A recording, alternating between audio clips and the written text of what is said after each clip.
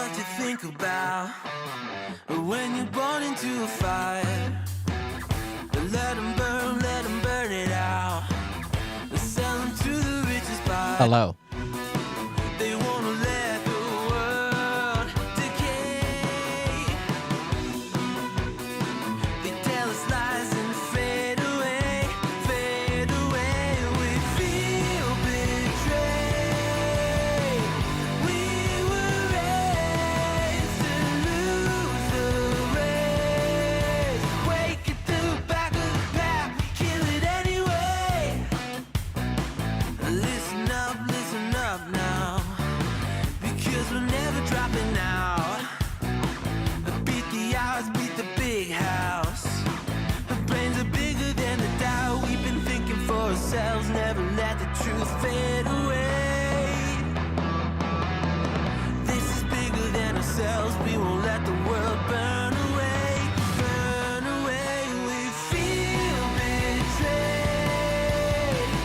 We were raised to lose the race. Wake at the back of the pack, kill it anyway. To blame, haters face the world's mistakes. Wake at the back of the pack, kill it anyway. It's payday around here. That's right.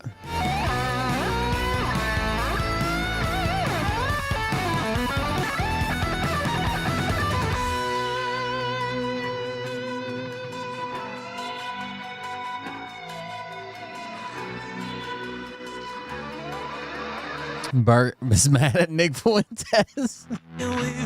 Nick Fuentes is so much bigger than Bert will ever be. They're not even in the same sphere, like in the same universe. Wake at the back of the pack, kill it anyway. To blame, haters face the world's mistakes. Wake at the back of the pack, kill it anyway.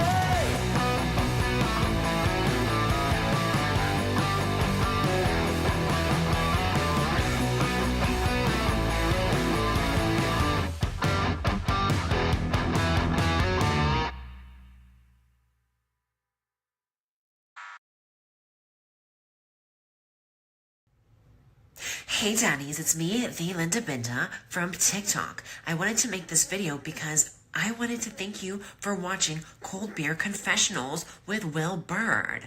I think that's just incredible. I've watched a few episodes and I'm just like very intrigued. But you know what I'm most intrigued in is Big Daddy's meat stick. I heard that it's very thick, like a good old German sausage. You know, Linda and her coochie loves that. Oh, never mind. Let's not go there. Anyways, I hope you have a good show and enjoy it as you can. There's a lot of weird things that go on, especially when it comes from the realm of Linda Bindaland. So, enjoy the show. Thanks for watching. Peace out. Welcome everybody. What's happening? Were the tariffs a hoax? Thank you guys for joining us. Thank you for being here. Atsuko survived the tsunami. She said she had to wear a life vest for 17 hours yesterday. How did the West Coast do? Not a tidal wave, as Bert would say. A tsunami. How did everybody on the West Coast do? Evacuation orders. I saw evacuation orders were like lifted. Yeah, it didn't seem like it was that big a deal. I don't know. Let's see. Tsunami waves reached Hawaii, California, and Washington after one of the most powerful earthquakes. It took off Monday, Far East, and sparked tsunami warnings and evacuations across the Pacific. Hawaii was braced for the most severe impact, but the alert level was downgraded to a tsunami advisory just at before 5 a.m. Eastern, allowing residents to return to their homes. The all clear was given for the entire state later in the day. Homeland Security Kristi Noem said that this morning that the threat of damage from a major tsunami on the U.S. coast has passed completely. Waves also hit Japan, where nearly 2 million people were asked to evacuate, and Russia's Kuril Islands in the Pacific. No deaths were immediately reported. Maybe it's over exaggerated. Again, they can't tell, right? It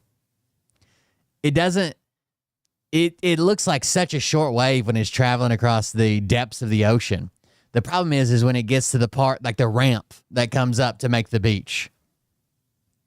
And that's the only time they can tell how high. I mean, they can make predictions about it, but they've been wrong before. Like the rest of us, I guess. Anyways, Atsuko survived. I know a lot of us were praying that, she at least got wet. I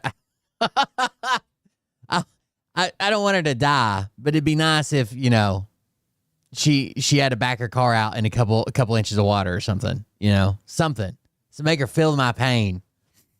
Anyways, we were rooting for that last night because she wouldn't answer her cell phone. Yeah, that's what happened. Anyways, thank you guys for joining us. I'm Will Burr. This is Cold Beer Confessional. You want to support the show? Go to coldbeer.fund, coldbeer.fund. Moisten her footwear. Yeah. Wet socks at least. Jesus Christ. I saw a super interesting video. I actually shared it with Austin earlier. I saw a super interesting video. I've been going back and forth of whether I wanted to cover it or not. I think we should watch at least some of it. I don't think most of y'all probably grew up with this. I did, and I know a big section of my audience is older. I grew up with this. It was like an integral part of my life. It didn't work, but it's crazy. Even if we don't watch the whole video, at least watch how it got started. It's the DARE program, right? The school DARE program. Dare to resist drugs, the war on drugs, just say no. That came from it. The DARE shirts, the red and black, put police officers for the first time ever in schools, like communicating with kids one-on-one. And the whole thing's slimy. Like, the police officers were literally trained to tell you. John Dogan just resubscribed for 29 months. Thank you for the resubscription. I appreciate it. The police officers were literally trying to tell you that anything you say to them is confidential, right? Anything you say to me is confidential. But if kids reported that their parents were doing something, they would have the kid say it to another officer who did not agree to the confidentiality agreement so they could arrest their parents. Like, the shit is just fucking crazy. And I've heard a lot of stories about how bad it was, how it started, how it didn't work. But these people put a really good video together. So we're going to watch part of it, at least.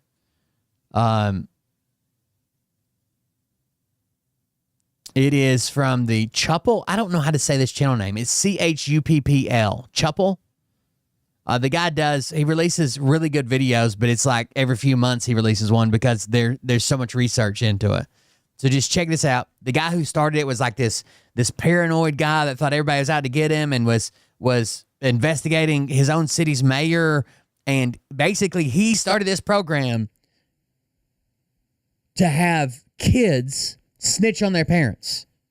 It wasn't to stop drug use. It wasn't to promote healthy habits. It wasn't to teach kids to say no. The program was literally started. California was already running a program called SMART. They knew that this type of program did not work. But that wasn't the point. They wanted kids to snitch on their parents. Check this out.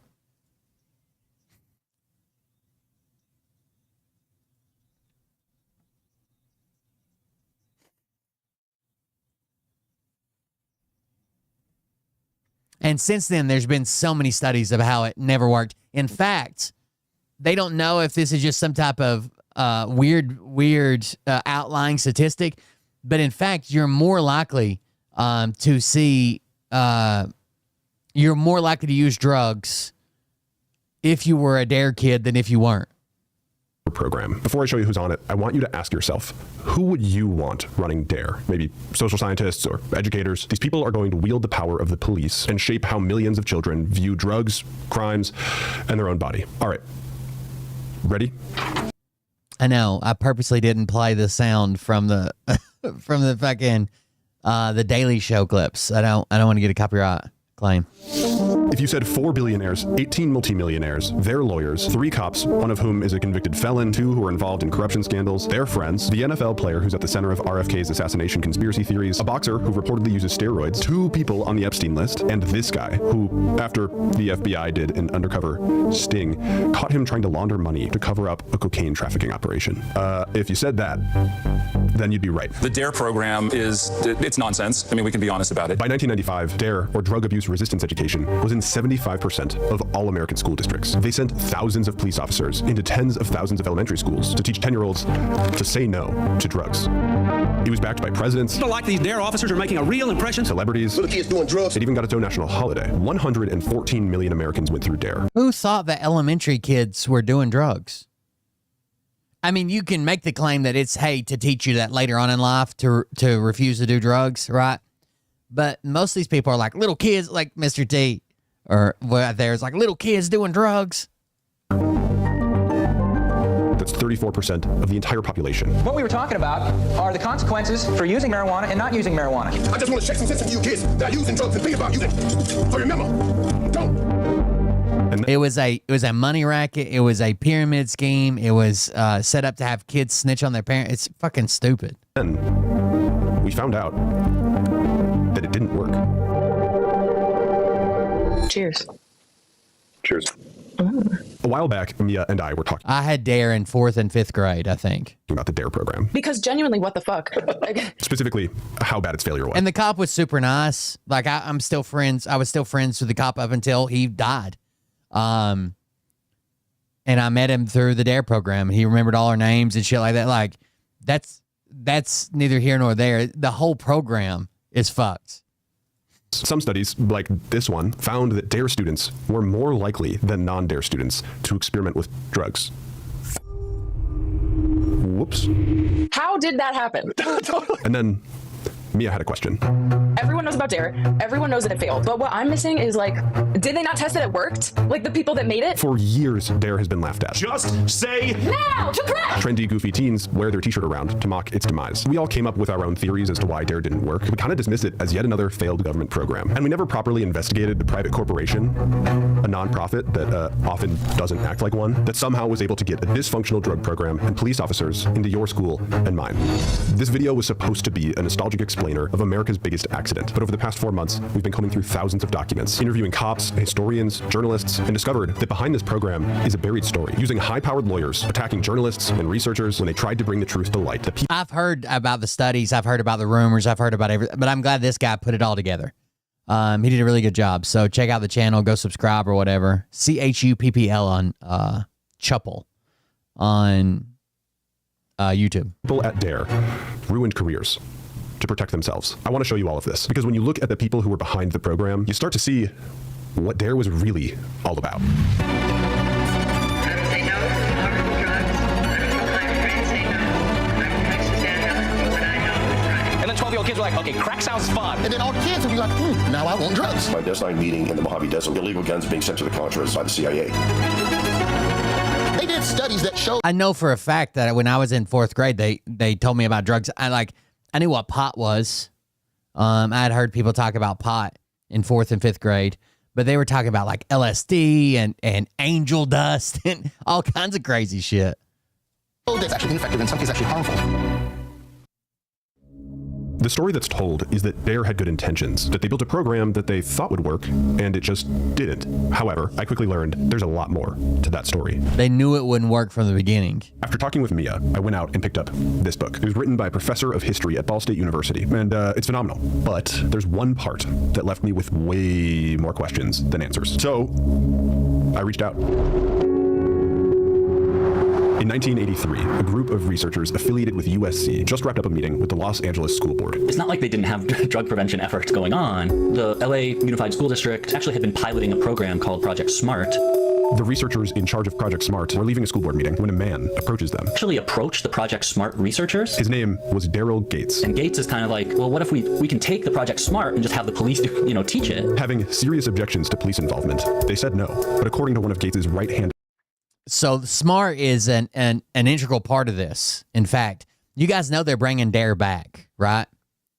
So SMART is an integral part of this. This was California's state-run program that they were trying to, and they tested this. Like, does the DARE type program work, or does this other program work? I don't know what the other program was. I don't remember. And the DARE program did not work, and their other program did. So now they're bringing DARE back. DARE is coming back to schools. It was announced, I think, last year, the year before last, and it would take, time to implement. But they're actually using the original SMART program, the guy that came up with the original SMART program that actually worked. So maybe it'll work this time. Men. If you told Gates that he was wrong, he would crush you. What do you mean? What do you mean by that? Because 114 million kids went through this program.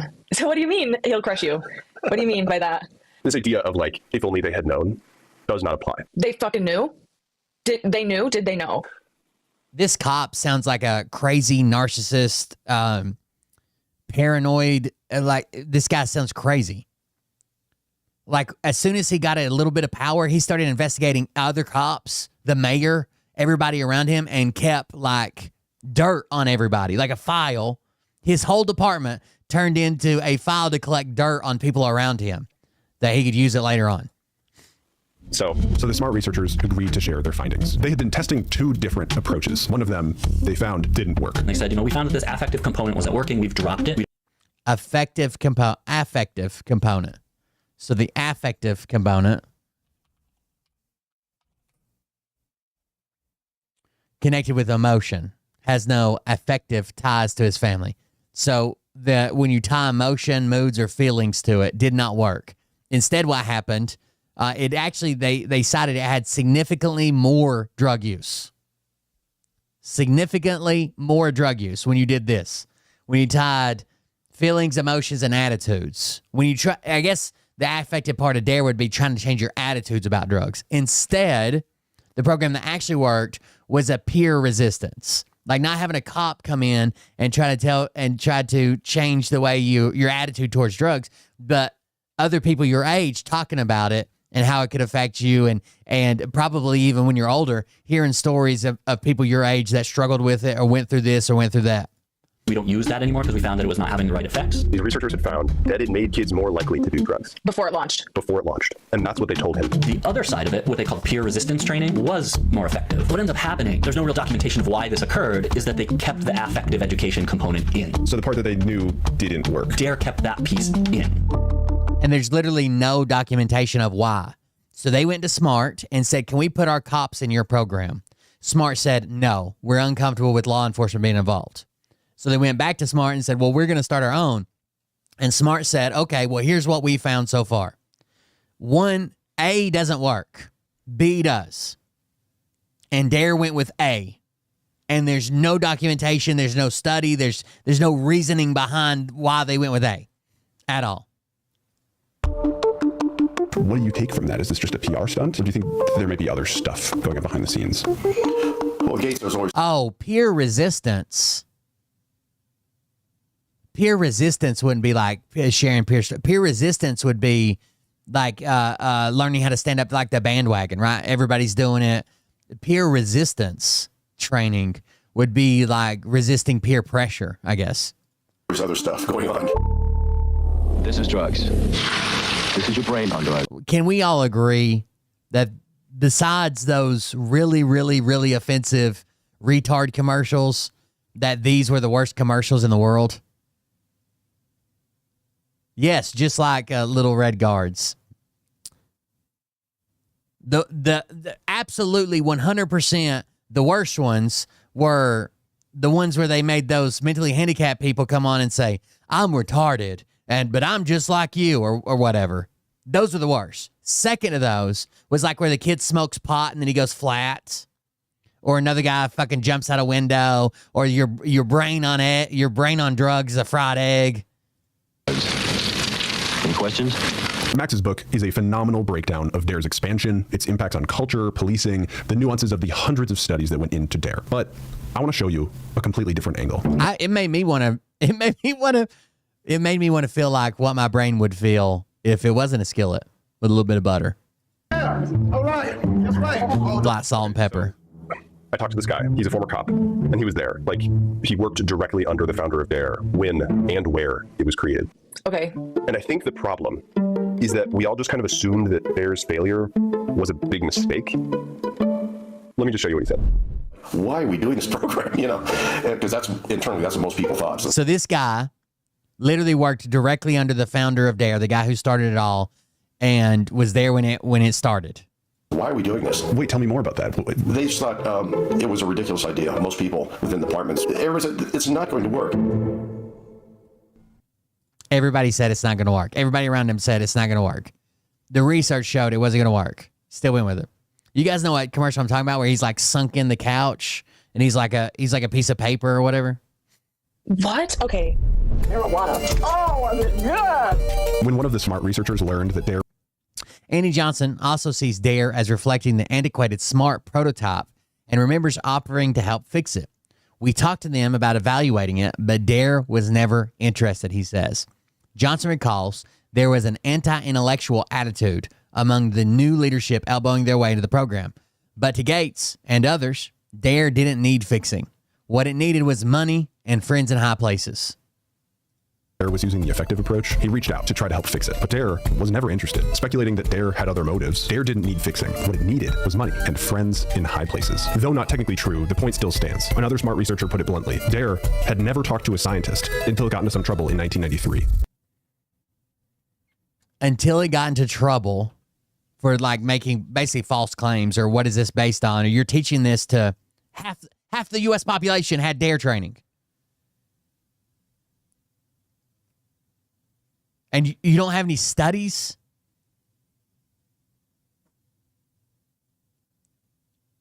At this point in a child's development is crucial, and you're going to put cops in there to tell them stuff that you haven't even fucking looked into, long-term effects.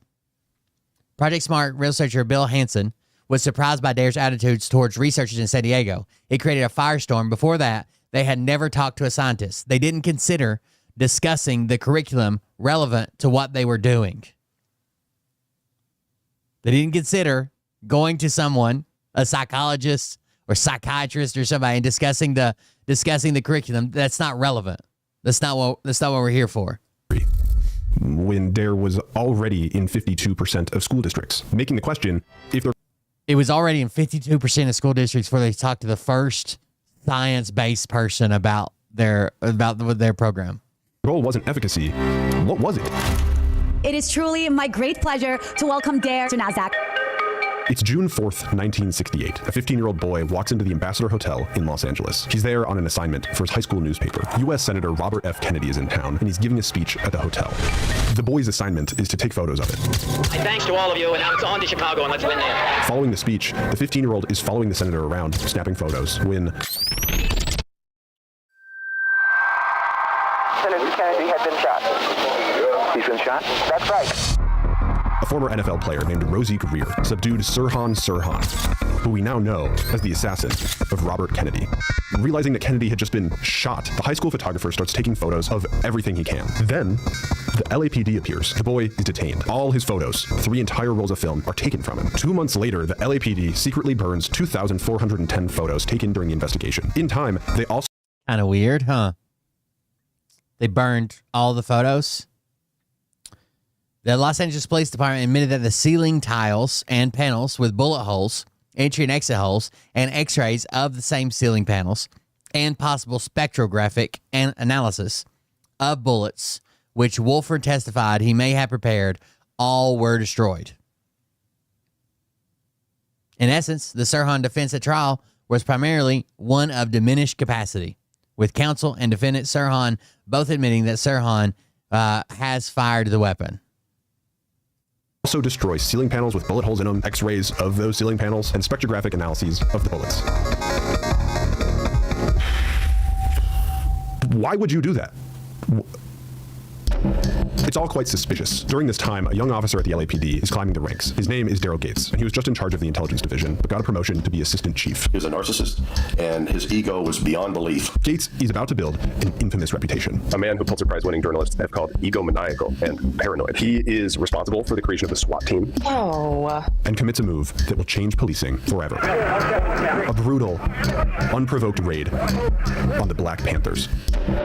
Meanwhile, the intelligence division that Gates oversaw breaks off into two different categories: the Organized Crime Intelligence Division, or OCID, and the Public Disorder Intelligence Division, or PDID. Almost immediately, the PDID neglects its mission to serve public disorder and focuses on the real enemy. Building dossiers. It was just a domestic spy program. Dossiers on everybody that had power.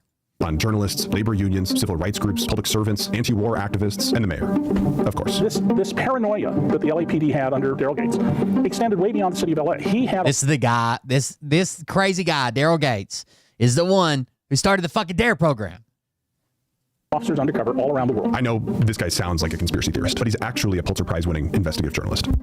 Check yourself. Part of what you were revealing, he had like hundreds of people, right? He had, we don't know how many he had. We're not talking FBI. This is LAPD. LAPD, a local municipal police force, hundreds of agents undercover, and some of them international. Hundreds of agents in the unit that supervised the undercover officers. Soon, the PDID starts to get in trouble. They got caught running covert intelligence missions by sending undercover officers into schools, not to investigate a crime, but instead to build political dossiers, signifying that the LAPD and Daryl Gates are becoming increasingly obsessed with power. And so he gets in trouble. He tries sending undercover cops into schools. They get in trouble for that. They're building dossiers on teachers and potentially students and school board members. He gets in trouble for that, so he just comes up with a way to legally do it. it's working. Legions of police officers are starting to look towards Daryl Gates for their next move. Watergate. The White House called it a third-rate burglary, but it escalated into the worst political scandal in American history. I shall resign the presidency effective at noon tomorrow. In the wake of the Watergate scandal, America started to wake up. The government wasn't just watching its enemies anymore. It was watching everyone. The FBI ran COINTELPRO, and the CIA was doing the same through Operation MH Chaos. Local, state, and federal agencies all got in on it. So cities, states, Congress started pushing back, passing laws like this one. These laws say, if you're spying on someone, if there's no crime committed, you have to delete the file. Around the same time, they expanded the Freedom of Information Act. And this guy, a congressman from New York, wants answers. He wants to know what really happened to Robert F. Kennedy. So he looks at LA and starts asking questions. A memo makes its way up the chain of command to Daryl Gates, responding point by point to the representative's questions. A key photograph taken during the investigation of the assassination was kept secret by Los Angeles police, who feared it might contradict official statements. Everything around the Kennedys is so fucking weird, dude. The existence of this photograph is believed to be... I know, that's just what I was thinking. If Donald Trump had any honor, or what? So the quote that came from him when he heard that the Mueller investigation was going to happen is, "I'm fucked. That's it. I'll no longer be president." If he had any fucking honor, he would have retired. Absolutely. Unknown by anyone outside of this department, and that the LAPD deliberately kept this a secret. Soon after, the California Supreme Court comes down on the LAPD, saying, you can't send undercover cops into schools if there's no crime. You can't do this. Then, the LA Board of Police Commissioners orders Daryl Gates' precious PDID to destroy 1.9 million dossiers. The world... 1.9 million dossiers they had collected on people. The LAPD was keeping 1.9 million dossiers on journalists and activists and protesters, other police officers, school board members, teachers, regular fucking citizens. 1.9 million.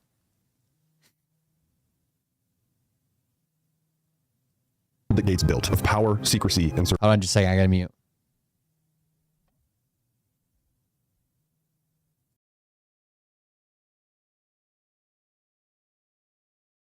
surveillance is officially under threat. Gates' chief gets summoned to D.C. The Senate Intelligence Committee wants names. Everyone that's spying for the LAPD. The chief waged a war. His response was a clear declaration that the LAPD was going rogue. It will be a cold day in hell when I provide you with the information you've requested. Back in LA, one of the PDID spies gets a quiet order. We're not going to destroy the records. We want you to hide them.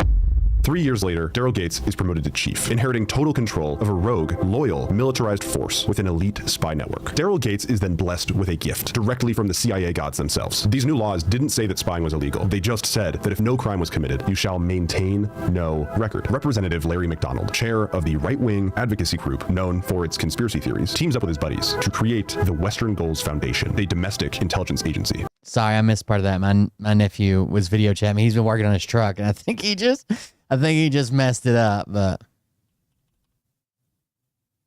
in hell when I provide you with the information you've requested. Back in LA, one of the PDID spies gets a quiet order. We're not going to destroy the records. We want you to hide them. 3 years later, Daryl Gates is promoted to chief, inheriting total control of a rogue, loyal, militarized force with an elite spy network. Daryl Gates is then blessed with a gift directly from the CIA gods themselves. These new laws didn't say that spying was illegal. They just said that if no crime was committed, you shall maintain no record. Representative Larry McDonald, chair of the right-wing advocacy group known for its conspiracy theories, teams up with his buddies to create the Western Goals Foundation, a domestic intelligence agency. Those guys came up with the idea of setting up this company to do what the FBI couldn't do. There is one thing that these new laws cannot regulate. Of course, private businesses. The LAPD funnels its hidden records. So why is there a private business and not an extension of the local police? Because these laws don't touch them.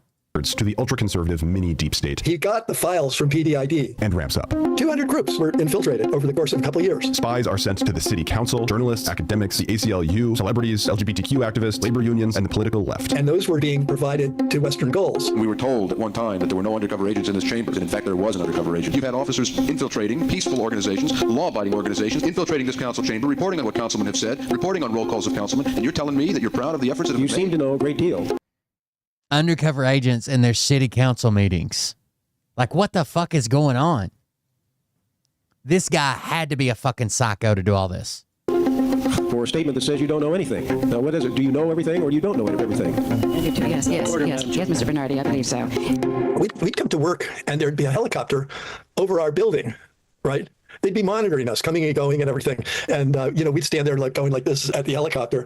Journalist Dave Lindorf was a target for the PDID. The helicopter would follow me at night. One time they followed me all the way home. They were shining their light on me. Dave and 143 others sue Daryl Gates. Backed by the ACLU, things get hot. Gates strikes back, winning a totally separate case against the ACLU. Undercover cops can operate in schools as long as they're targeting drug dealers. The ACLU plans to appeal. All they have to do... Again, the only way they can operate in schools is targeting drug dealers. Is prove one thing, that Gates will abuse that power. So the ACLU focuses their attention on the PDID case. The city attorney representing Gates opens an unlocked file cabinet. He runs to the press, calling PDID a clandestine band of zealots who abuse every single moral and ethical precept. The judge says they're going to order the police to release the files. But before they do, the news breaks. Gates has been funneling intelligence to Western Goals. It's fully public. People are seeing this, they're hearing this. It is a huge deal. This is not good for Gates. They weren't overly concerned until the ACLU got into PDID. The ACLU starts closing in. We started, it was called Purge, destroying tens of thousands of documents. We had 2 commercial shredders. We burned 2 of them up. They knew they were going to lose this lawsuit. Gates runs to the school board and pitches an idea. Drug education, taught by police, not for one class, but have them stay there. When it came to spying, he had no rules. Western Goals, if you don't know, was the like a private, a privately owned domestic intelligence agency.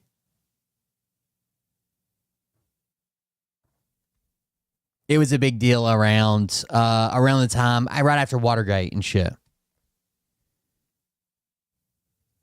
School district. They would collect information and pass it along to law enforcement and shit. They made the mini deep state is what they called them, just like the quote said a second ago.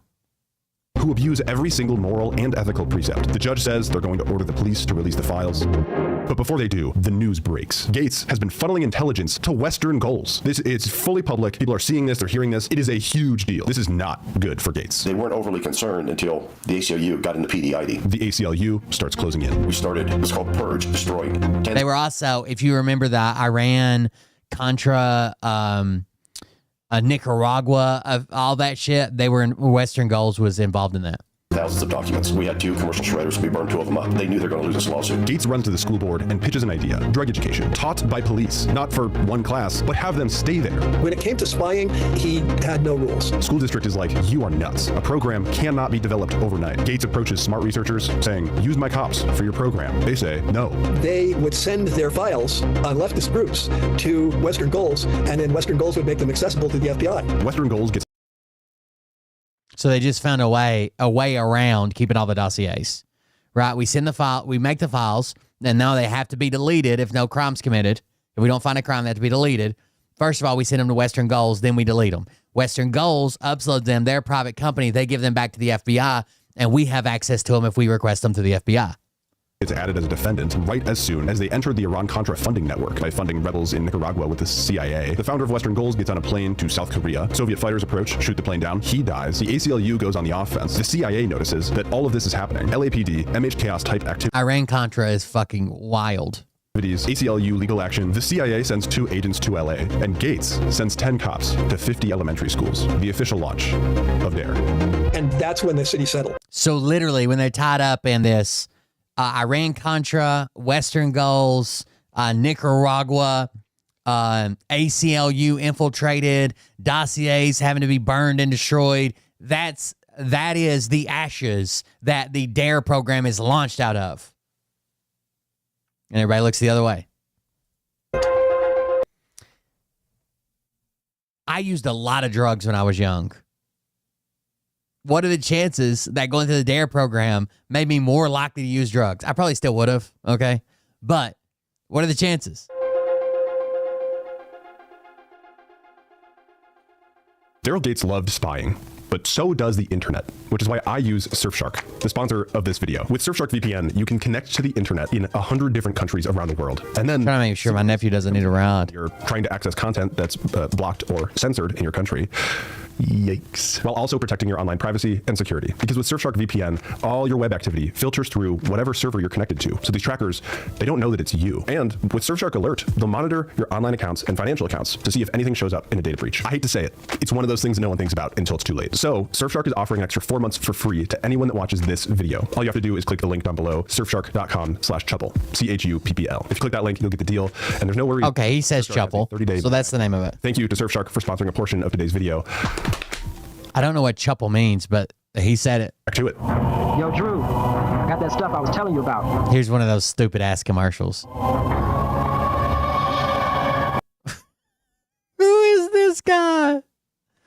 What is this gang? What is this drug dealer gang?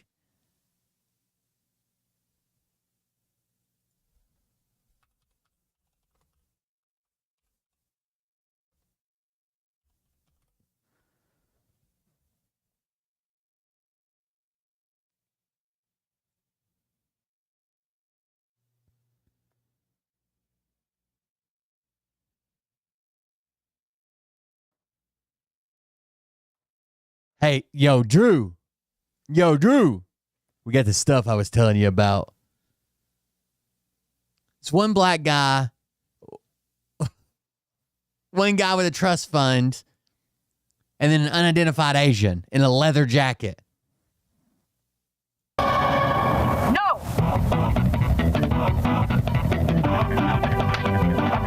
Sometimes the best answer is the simplest one. You have the power. Just say no to drugs. And then the fucking Power Ranger comes out of nowhere? Where the fuck did the Power Ranger come from? By the way, I've been playing the shit out of that video game. It's fucking awesome. Sometimes the best answer is the simplest one. You have the power. Just say no to drugs. Years passed by, DARE slowly grew, but there was one problem: money. Police can't take money from any person who's engaged in business for gain. But if those same officers go out and start a private nonprofit, then now it's not the LAPD asking, it's a private charity. Then that private nonprofit can take money and pass it off to the police department. Totally passes. Of course. Like, it's totally above board. Super happy that things work this way. God. Today, this is actually totally normal. They're called police foundations. And if you've never heard of it, according to policefoundations.org, that's the point. These police foundations can't legally imply way that any donor will be able to influence official actions or get anything in return, but there's low transparency. Critics call these dark money slush funds. The LAPD creates one called the CPAC, which turns into Dare California, and then, in turn, Dare America. They throw some fundraisers inviting who critics would call dark money. They throw this fundraiser gala for Dare. The dinner chair of the gala, which, like, whatever, I don't fucking know what that means, is a luxury goods and jewelry mogul, and he lands a seat on Dare America's board of directors. A banker shows up, a developer shows up, they make the board too, an attorney attends, her son is suddenly on the board. The whole event, netting Dare more than $760,000, is paid for by a banker and Michael Milken, the man who would later get indicted for stock manipulation, insider trading, tax evasion, and become known as the junk bond king. Michael Milken, friend of Dare, I guess. That's crazy. How did that happen? How do they know each other? This is a duck. You can tell because it walks like one and it talks like one. In all my life, I've learned that if something says that it's one thing, but then it acts a different way, you should ask questions. A good one to start with is, how is it walking and how is it talking? Dare's first year was a trial run. Year 2, oops, cop shoots a revolver in a classroom. Year 3, though, something different happens. Oh, kids turning in their parents for drug use. Even though Dare is still small, 6 kids turn their parents in a 3-month period. From the early days, Dare has to come up with this policy, telling their officers, you're not here to gather intelligence. You're here as a teacher. Dare's training documents are bathed in this language. Gain their trust. Gain their trust. And God forbid, if a child does confide in you, just like coincidentally, not because you gain their trust or anything, get another officer and let them take care of it. We can't have you losing the kid's trust, because I guess that's important for drug education. Perhaps unintended consequences, perhaps intended. Intended or unintended?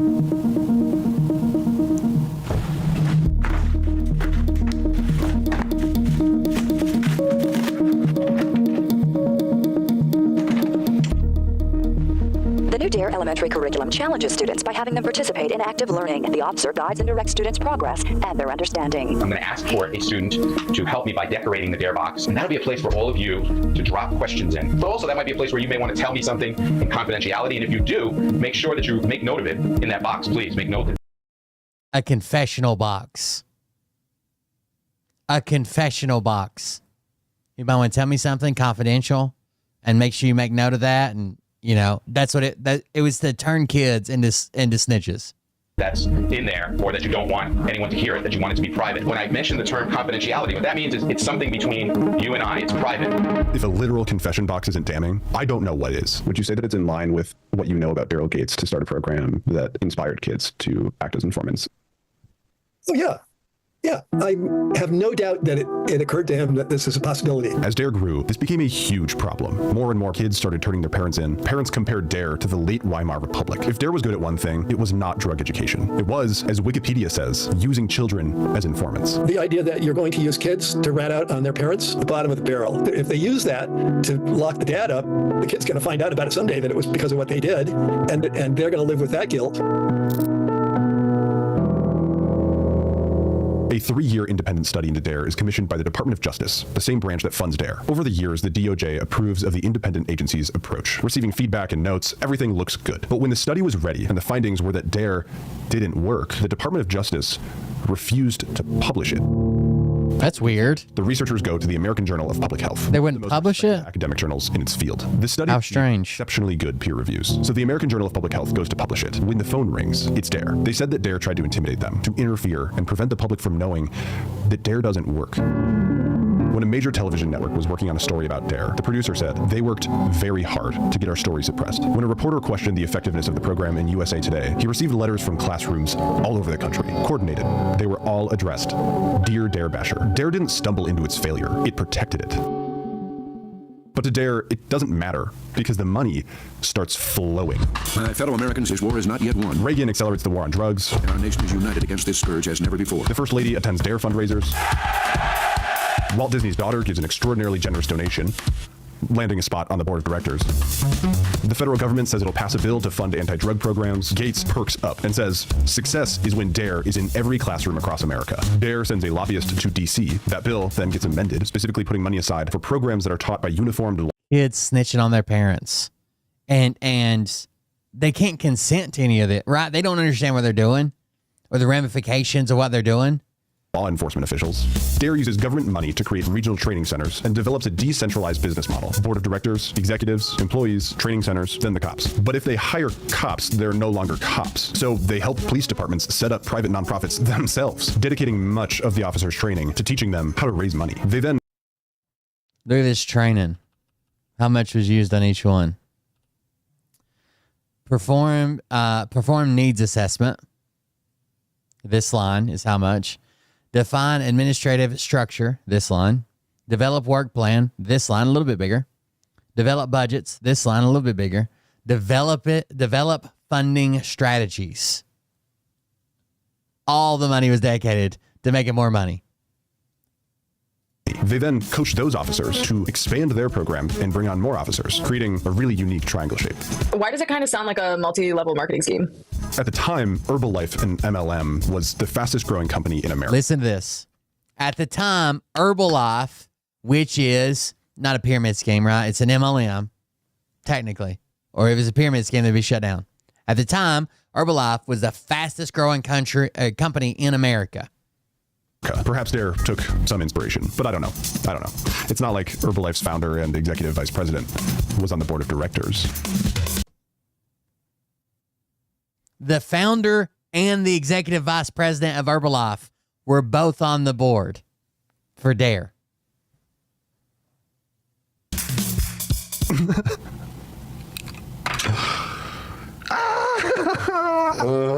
They even donated $36,000 to DARE, specifically designated for rent. They start taking donations from corporations. A famous one is KFC. Right there. Look at that, the logo. It doesn't say DARE. DARE America. You know, if I were to have gone back to write this book again, you know, now, like trying to figure out, go into like corporate archives to find out, like, why are they all sponsoring DARE? Where would be a good place to find those that are potentially getting kickbacks? Officially, there's no kickbacks for these donors. There can't be. But in late 1989, Deputy Chief Glenn Levant, who helped run the DARE program at LAPD, ordered his elite detectives to spend 2 days scouting out a hotel outside of city limits. They were there to catch a thief, which is odd because they were outside of city limits. They're outside of their jurisdiction. Those cops should not have been there. It was revealed that the owner of the hotel was involved with the DARE program board, meaning the police were doing odd things that they usually would not be doing. Outside of their jurisdiction. Why were they outside their jurisdiction? You know, just a little thing because their donor needed them. Things that benefited members of DARE's board. The case that shocked the world, and now it has exploded into a city out of control. A few years later, several police officers were caught on camera in a racially charged attack, beating a man named Rodney King. Terrible situation all night long. And LA burned. Fires, looting, gunshots, and now the National Guard may be ready to move in. Gates was forced to resign. Levant shot up. His ambition kicked in. It was his time to be chief. But he didn't get the job. He left the force. The man who sent cops outside of city limits and reportedly ran the PDID's vastly more powerful sibling. We were a mini CIA for the chief of police, and we worked some joint operations with the CIA. Glenn Levant would leave the Los Angeles Police Department to take over DARE America.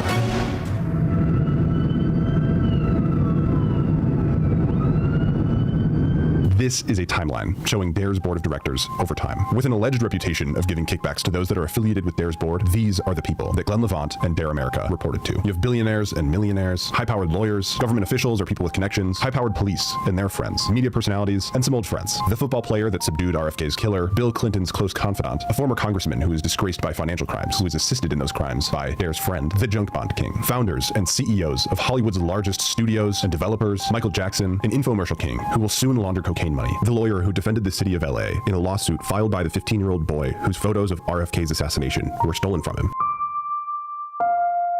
But soon, trouble hits. The largest criminal action against a Wall Street figure ever. Federal prosecutors indicted one of the richest and best-known Wall Street figures. Michael Milken. His name was Michael Milken. Do you remember the movie Wall Street? Michael Douglas, the lead character in Wall Street, Greed is Good. That was based on Michael Milken. Friend of DARE, Michael Milken, is indicted in a federal grand jury for financial crimes. Many of the board's most powerful members directly benefited from his financing. Like this guy, billionaire Ron Burkle, connected to Harvey Weinstein, business partners with Sean Diddy Combs, close friends and donor to Bill Clinton, and his name appears on a list, officially made by a man who never had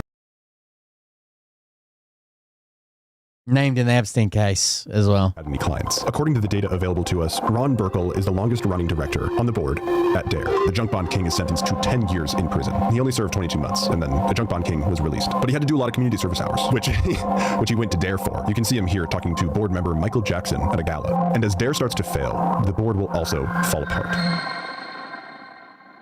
Michael Jackson goes to criminal trial. Michael Ovitz gets fired from his executive role at Disney. Dare has a tense meeting with Congress and subsequently loses access to federal funding. Herbalife's founder suddenly dies. Close friends Michael Ovitz and Ron Burkle have a falling out, and several members on the board have either hired or are somehow connected to a private investigator named Anthony Pellicano. They call him the Sin Eater. The convicted felon was hired by the Clintons to discredit Monica Lewinsky and Jennifer Flowers. He was hired by Michael Jackson to investigate the children accusing him. Hired by Ovitz to spy on Burkle. He was a mob man.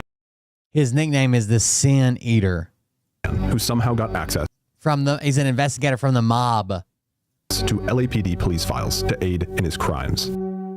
Anyways, those are the guys that out of the goodness of their hearts want to help your kids.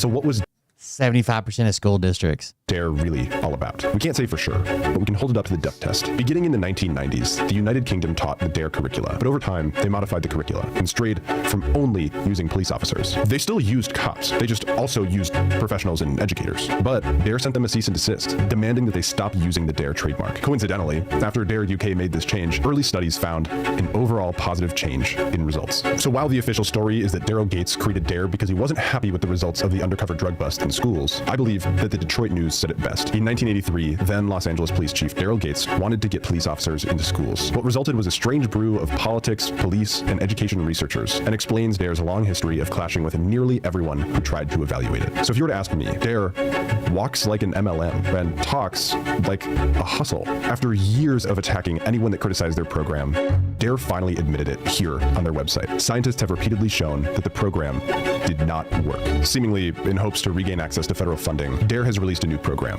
Then this one works. Today, Attorney General Jeff Sessions attended a gathering of Dare. Over the past 3 years, Dare has had record-breaking expansion, training thousands of new cops. Dare is back. The first Dare graduation in 2 decades. There's so much interest in Dare returning. Revamping the Dare program, and schools are on board. And it does actually seem like Dare's new program is promising. But the irony of it all is that Dare's new program was evaluated by a man named William B. Hansen, a scientific prevention strategist, who back in the day worked with the Los Angeles Unified School District to develop a program called Project Smart.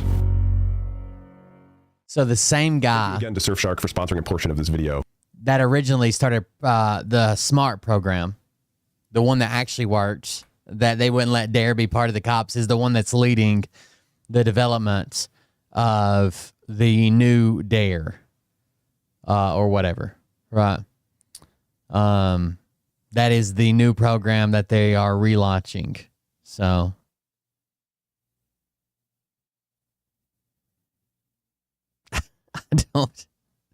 this just blew my mind. Dare was a big part of my childhood, whether I want to admit it or not, right?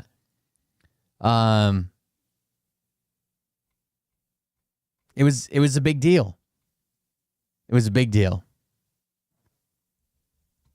At a very impressionable age, we got cops in there showing us fucking drugs and writing on a whiteboard and telling us that we can trust them and shit. And then the people are snitching on their parents. Like, that's insane. All right, let's play something less traumatizing. What is this? Recording. Oh, God. Footage shows a wildlife officer patrolling a boat ramp just after sunset. He observes a vessel approaching the ramp without navigation lights displayed. He can also... Yeah, it's a lot to take in. I don't know what... I don't even know what to think about it. Like, obviously it was bad, but the fuck did it do to me? Hear loud arguing coming from the vessel. What's up, y'all? Are you turning that down? Y'all got nav lights? Yes, I do. Do they work? Yes, I do. Can I see them? Thank you. All right, cool. You're just right at it. I want to make sure y'all have nav lights working. All right, y'all have a life jacket for everybody on board? Yes, we do. All right, where are they at? You'd like to see them? Yes, please. All right, there's 3. Where's the one I was Oh, no, keep. All right, how about your fire extinguisher? Where's that at? I have a question. What's up? Stopping us. Huh? Why are you stopping us? To do a safety inspection because your nav lights weren't on? Is that okay? Why? What's going on? Why is everyone perturbed? Not much perturbed, sir. No? What happened? She's a little upset. Anything I need to know about? No. Teenage girl all the time. How about that? Okay. Where's your fire extinguisher? It's right up there. Can I see it, please? You're more than welcome to climb up I need there. you to grab it for me. No, I need you to climb up in there and see it. I can't climb in your boat. You have permission to climb up in my boat. It is under there, and you can go up in there and find it. Hey, find your flashlight. I can't. Why not? Because it was zipped out in there pretty difficultly. Your difficulty? Difficulty. Okay. Well, in order to check it, I need you to go check it out. The fire extinguisher. Difficulty. Sure. If that's what you want to do. My friend out there. Like, if you want to give me for a fire extinguisher, I'm fine with that. My friend. I'm just trying to figure out what's going on here. That's all. I'm pissed off because I have teenage fucking girls. Yeah, my wife is upset, and if you want to be a then be a I'm not being a I'm just trying to do a safety inspection. I see a part 2. How am I being a dick? Because you're here doing a safety inspection. Yeah, and you can't provide a fire extinguisher. And I said, get up in there and look for your self. When you take your boat out per law, if you want to be a dick, just find me. All right, come on. Let me talk to you. Yes, find me. I don't care. Listen, man. We just need to chill out, okay? I don't know what's going on. Let's just take a chill. Okay. There's absolutely nothing to do with no one. You guys right. Just trying to make sure safety equipment's there and you can get to it, okay? I don't want to make this a bigger deal than it has to be. Yes, sir. I understand you're under some stress, okay? Thank you. Get it. That's why I had you step away, okay? Okay. So it is what it is. Are you okay to drive? He's so drunk. He's so drunk. If you just let me get her, please. Who's driving? Y'all. I'm going to drive. I don't think you're good enough to drive. I'm thinking These your daughters? Okay. Come on, get out of the way so you don't get ran over. What's going on? One of them just jumped in the water in front of the boat. All right. I'm all right. Can I please pull one? What's really bad? Listen, you need to drive. Hey, I'm trying to save you right now, okay? Yes, you need to drive. I'm trying to save you right now. Don't let him drive the vehicle.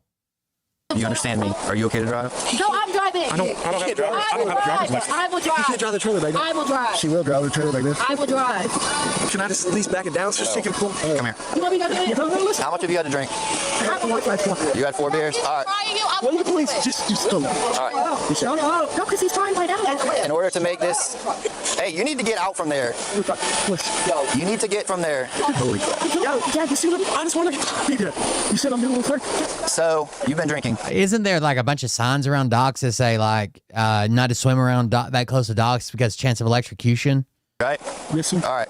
You willing to do some tasks for me to prove that you can operate this vessel in the vehicle? I will. Okay.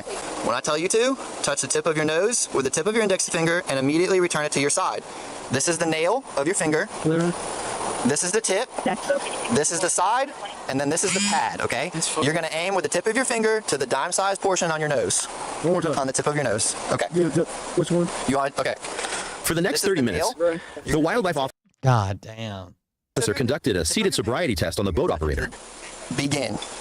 Which one? Left. Sure. Right. Left. Right. Right. Left. Okay, open your eyes and straighten your head. Can you relax for a minute? Ma'am, you can't drive right now, okay? Let's not make matters worse. Kids and everything. I understand that. He's trying to let me go. Listen, just go do whatever. Let's not make matters worse. He's trying to. Okay. Go do. She definitely looks like the type of person that's going to make things worse. 100%.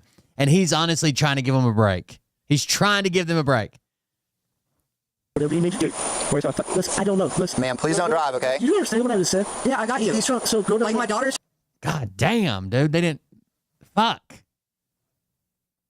Ain't enough material in that bikini to hold them things. Look at that. I understand, but please don't drive, okay? I'm telling you, don't drive. Back the shit out on to help me out. So fine. Don't drive. Okay, can you go back over the boat? Just don't drive. Yes. Hey, listen. Don't drive. He's trying to help me out. Don't drive. Shut up. The 4th task is to open your hands, palms down, and place them in your lap, like this. Do you understand? It makes sense. All right. Begin. Remember what our starting position was? Good. Begin. I mean, at least he remembered the starting position. Most people don't. You're beginning the list of tasks that I have to do all that. Well, so it was 1 to 4, right? 2, 3, 4, 5, 6, 7, 8. Okay. All right, last task I need for you to stand. He did kind of get through that one. I mean, probably not without any Markovs, but he got through it. Turn around. That's where you have to stack the... You're under arrest for boating under the influence. 13. Damn it, dude. Damn. Bro. Rest. I have a question. Let's say I take my boat out and it's parked somewhere. Okay? And I'm sober when I drive the boat out. And then I get shit-faced drunk. Okay? Drunk. Way too drunk to be driving a boat. Instead of driving the boat back, we get out paddles and paddle the boat back. If you're paddling a boat that has an engine and steering wheel and all that shit. If you're paddling a boat, can you get DUI for it? Because I'm drunk all the time on like a kayak and a canoe and shit like that. An inner tube. Is paddling boating?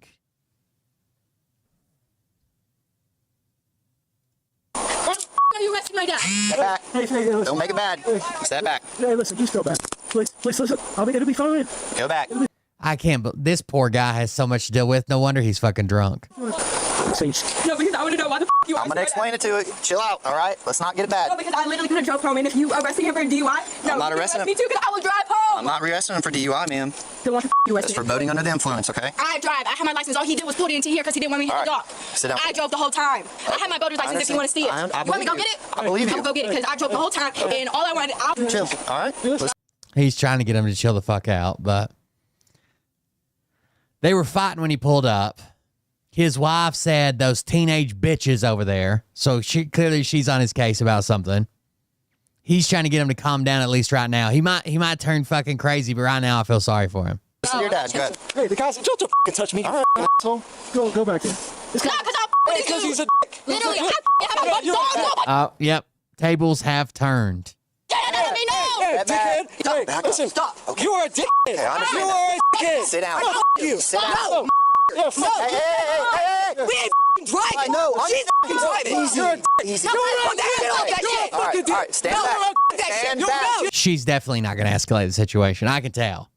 She's cool, calm, collected. She's the one that needs to be speaking for the group. It's illegal to row a boat drunk in Canada. See, like on the river, not only on the river would I drink, I would float with a beer cooler behind us. Like on a kayak, a canoe, a lot of times on an inner tube, but kayak, canoe, and I was fucking paddling then. You're under arrest. Take that shit out. You gotta be a dickhead. Do nothing. Why do you gotta be a dickhead? But what do they think? Let's run this through. What is best case scenario?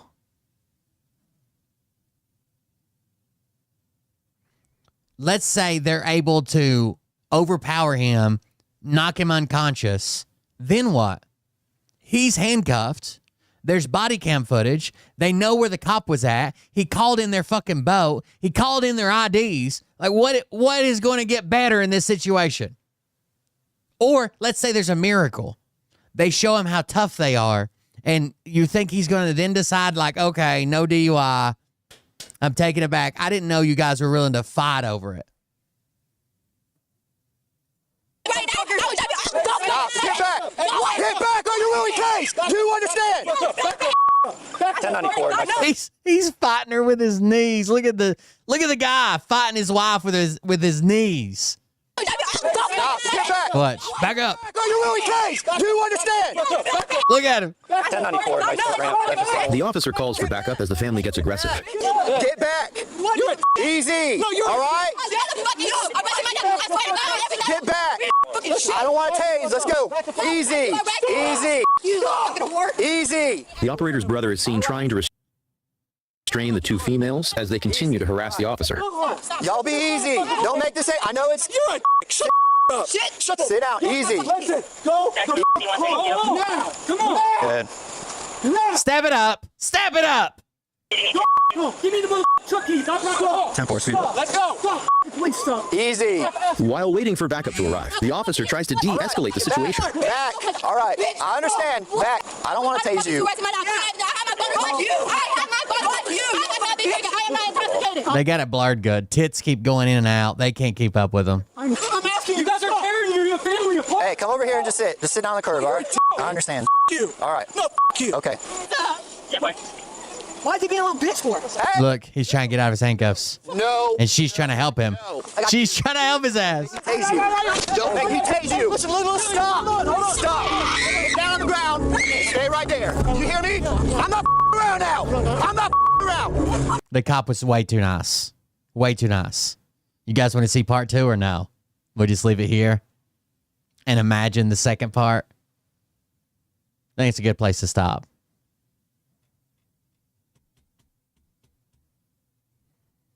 Anyways, in other topics, what else has been going on today? Did Donald Trump suddenly release the Epstein list? Is that some shit that happened?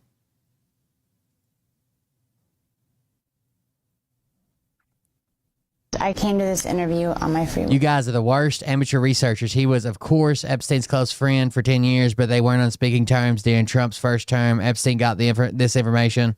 No, there was nothing promised to me for doing this interview. Excellent. Yes, everything that I say at this interview will be the truth. I met Donald Trump at some parties. Why are you guys so mad? That I was working for Mr. Jeffrey Epstein. There was about 3 or 4 times that I had encounters with Donald Trump. I was 13. The first time that I met Donald Trump was at a party at Jeffrey Epstein's mansion. There was an orgy. Okay, fine. We'll play part 2. Jesus. I thought this was a good place to end it. Yeah, my wife is upset, and if you want to be a then be a In part 1, we saw a wildlife officer perform a seated sobriety test on a boat. He's clearly drunk, or he wouldn't have these, like, he wouldn't go from, like, this guy's trying to help me and keep you guys out of jail. Just take one for the team. Like, you're just going to have to take it. Then to, like, fuck you. Come help me get out of these handcuffs. Fuck you. Boat operator who appeared to be intoxicated. As the officer arrested the operator for boating under the influence, his family became aggressive. Sarasota, you see this every day when you go outside your house. I don't know why you're so interested. arrest. Hey! Stop! Stop! Stop! Stop! You just hurt my... All he can do is scream, stop. They're fighting over there. It's one cop. I understand. He hurt us. Get back! A good Samaritan observing the situation attempted to assist the officer, but was attacked.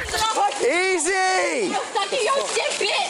Come over here. Come over here behind me. Stop! Stop! Don't tell me what I've been plotting. So some guy just walks up randomly. He's like, hey, you guys need to calm down. They attack him physically, of course. I'm with you. I know. Dude! Get back!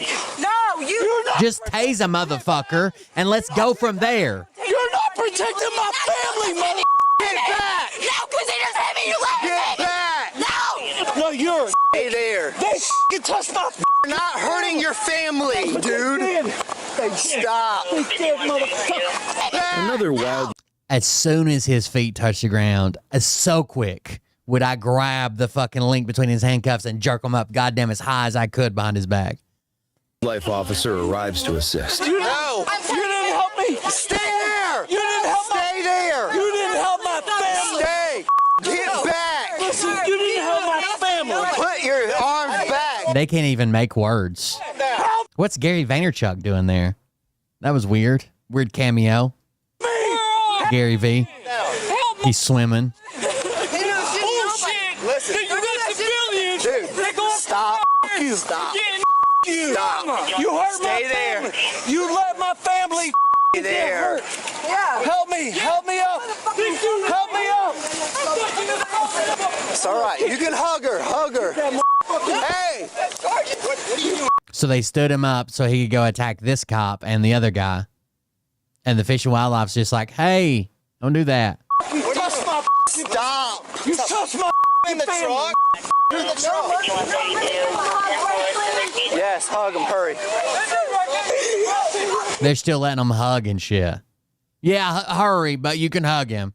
Fuck you. He's dragging that guy out on his face. These guys are man. Hey. Do you have someone that can come get you? No, I was driving and you want to arrest my dad for DUI, bitch. I'm fucking driving. I'm a motorcycle and you want to arrest my dad for DUI. I'm bleeding everywhere. Listen. Like, seriously? Like, we're bleeding out of our mouth. This bitch goes and opens the truck to try to let him out. And I guarantee you none of these people got in fucking trouble. Her whole tit's out.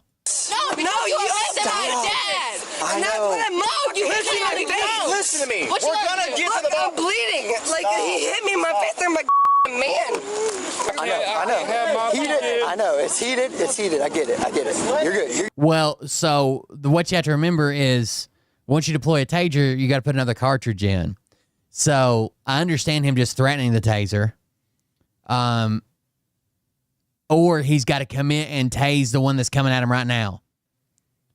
But what's probably going to happen is when he tases one of them, let's say the big tittied mommy, let's say he tases her, and the other two are going to attack him, right? And he's not going to be able to change the cartridge quick enough, so he's got to be ready to fight them. That dude came out of nowhere. Anyways, I ain't trying to get into it. I know you're not. Anybody. I know you're not. You're fine. You're fine. No, we got you, baby. You're fine. My nieces, I'm gonna put them in place. I understand. Mommy milkers. How did she end up with a bloody mouth? I don't know. I don't know who hit her. He hit me in my face. We're all sober. Like, seriously? We're all so sober. We're all super sober. The girls are sober. Okay. We got A-Lane. Where's your badge number? The mom is not sober. Absolutely not. This is the face. You could be going to jail. You could be going to jail for We have video of it. They every one of them. Well, I guess there's one daughter that didn't do that much to the cop, right? But she was still fighting other people and doing shit. No, because she's one that tried to help him get out of the handcuffs. Every one of them. Oh, you're almost at 3 years, Stephanie. Thank you very much for the resubscription. Every one of them should have went to jail. The one in the blue bottoms, which is the daughter you don't see as much, is the one right here in the black top. She's the one that was trying to help him get his handcuffs back to the front so he could run away or some shit. I don't know. All of them should be going. Every one of these people should be going to jail. Like, you know how they tell you all the time that you're interfering with police business or whatever, and it's never the case. It's just because you're videotaped. Like, this literally is obstruction, interfering. Here's the deal. I'm bleeding. By definition. Sober individual to drive the rest of you home. They're all sober. Okay. We're all sober. Like, seriously? Sober. Does she need to go to jail? Hey, camera. No, she's good right now. Are you impaired?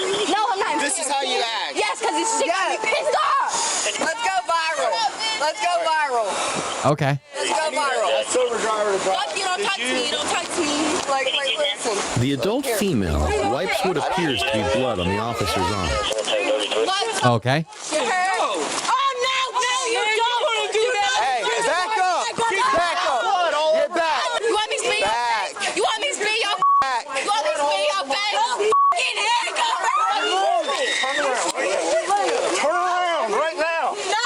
Back. Yeah, not the guy. The guy's the only person that I wouldn't take to jail. All the females deserve to go to jail right now. I know she finally is for wiping blood on him, but all of them deserve to go to jail. You were attacking a law enforcement officer. I wasn't, sir. Sir, I'm sorry. Hey! Especially, they just tried to let him out of the truck again. Yeah, it'll be an assault charge. They just tried to let the dad out of the truck again. He had to run back over there and close the door. Do it again. One more time. One more is your last warning for releasing a fucking criminal that's under arrest. I will. Go. No, I will. Does he not have fucking door locks, bro? How do you not have the ID? It's been hectic. Getting your mom and dad. He said, I don't have their IDs yet. And then the cop says, how do you not have their ID? Motherfucker, you weren't here. You weren't here.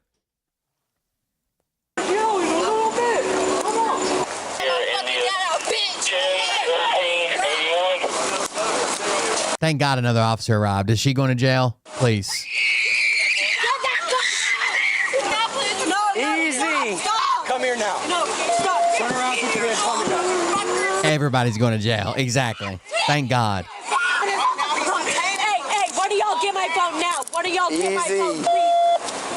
My guys, are you kidding me right now? Right now, they're little girls. Right now, he's detaining. Damn. They're little girls. I totally sick. Controllable. What the f***? I was arrested. Stop! Girls, listen, stop. Hey, listen. Imagine pulling up to a guy that's coming in at dusk and doesn't have his boat lights on. And this is what happens. You think he ever expected this would happen? Listen, This could have all been prevented. let's breathe. Let's breathe. Yeah, listen to your mom. Listen to your mom. It could. I bet you, honestly, if one of the girls has a driver's license, they look like they're old enough to drive. he wouldn't have even got a DUI if he would have been acting the way he was.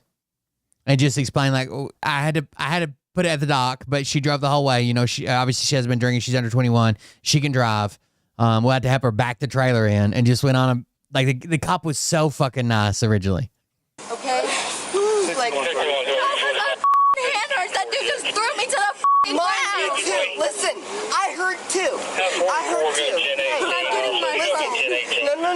I'm just sitting right here. No. Right back here.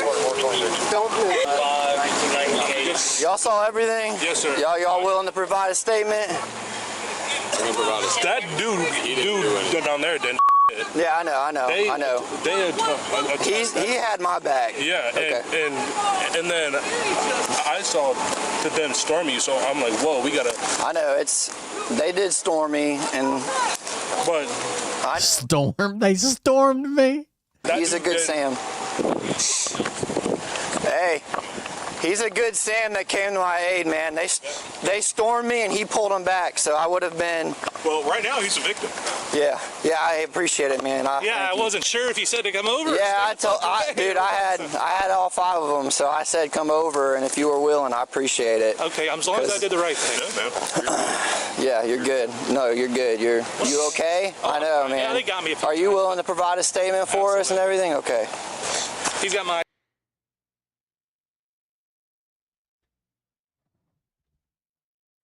That guy might fuck kids in his off time.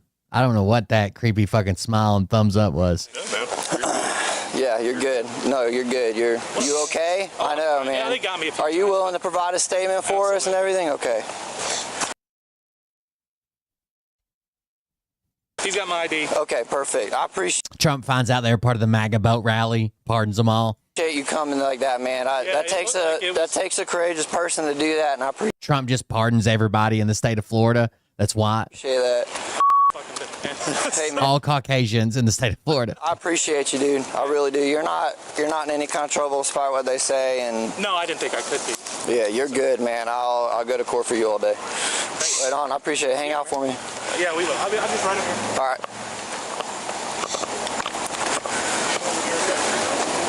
It's got hot. You good? Yeah. Got here as fast as I could, brother. I can't believe that one cop was like, how do you not have their IDs yet? It's been a minute, okay? A lot's went on. Yes, sir. Just take a breath and calm down. You're shaking right now. You don't. We'll get it all taken care of. Yes, okay. The whole family was. I called him and started him before I even did anything because I knew it might turn. Freezy21 just subscribed. Thank you for the subscription. I appreciate it. The whole family was cuckoo. So he was drunk. He's the operator. Did field sobriety on him. He's drunk. I placed him under arrest, and then that's when everyone wanted a piece. I was pushing people off. I was drawing tasers. I had them back for a while, and then they just started ramping each other up. Oh, I think the website's still probably squirrely. Yeah, it wants you can do this and bypass it, but it's because it's HTTP and not HTTPS. The security certificate is supposed to be refreshing, but you can go to buymeacoffee.com/coldbeer or buymeabeer.com/coldbeer. Both of those work, and support the show if you want to. No, I didn't deploy my taser. I just trying to keep everything kosher until I had people here that I could do something with. But good call. No injuries on you? No, sir. I'm good. No scrapes, no nothing. I was pushing. All right. The whole family's going. What's that? The whole family's going. We're being stupid. They're all going to jail? Yeah. Battery. In the end, the boat operator was arrested and charged. I cannot believe how many times he let them run over there and open that truck door. Lock that motherfucker. What are you doing? Charged with DUI, resisting arrest, and refusal to submit to a breath test. The wife was arrested and charged. Refusal to submit is automatic. With 2 counts of resisting arrest, battery on the Good Samaritan, aggravated battery on a law enforcement officer, and providing a false name. The operator's brother was arrested and charged with battery on the Good Samaritan and resisting. Oh, that's the one that punched the guy that he ran over. Okay, so he did do something wrong. Gary V. Arrest. Both teenage daughters were arrested and charged with battery on a law enforcement officer and resisting arrest. Imagine starting out adulthood with battery on LEO. Good job, buddy.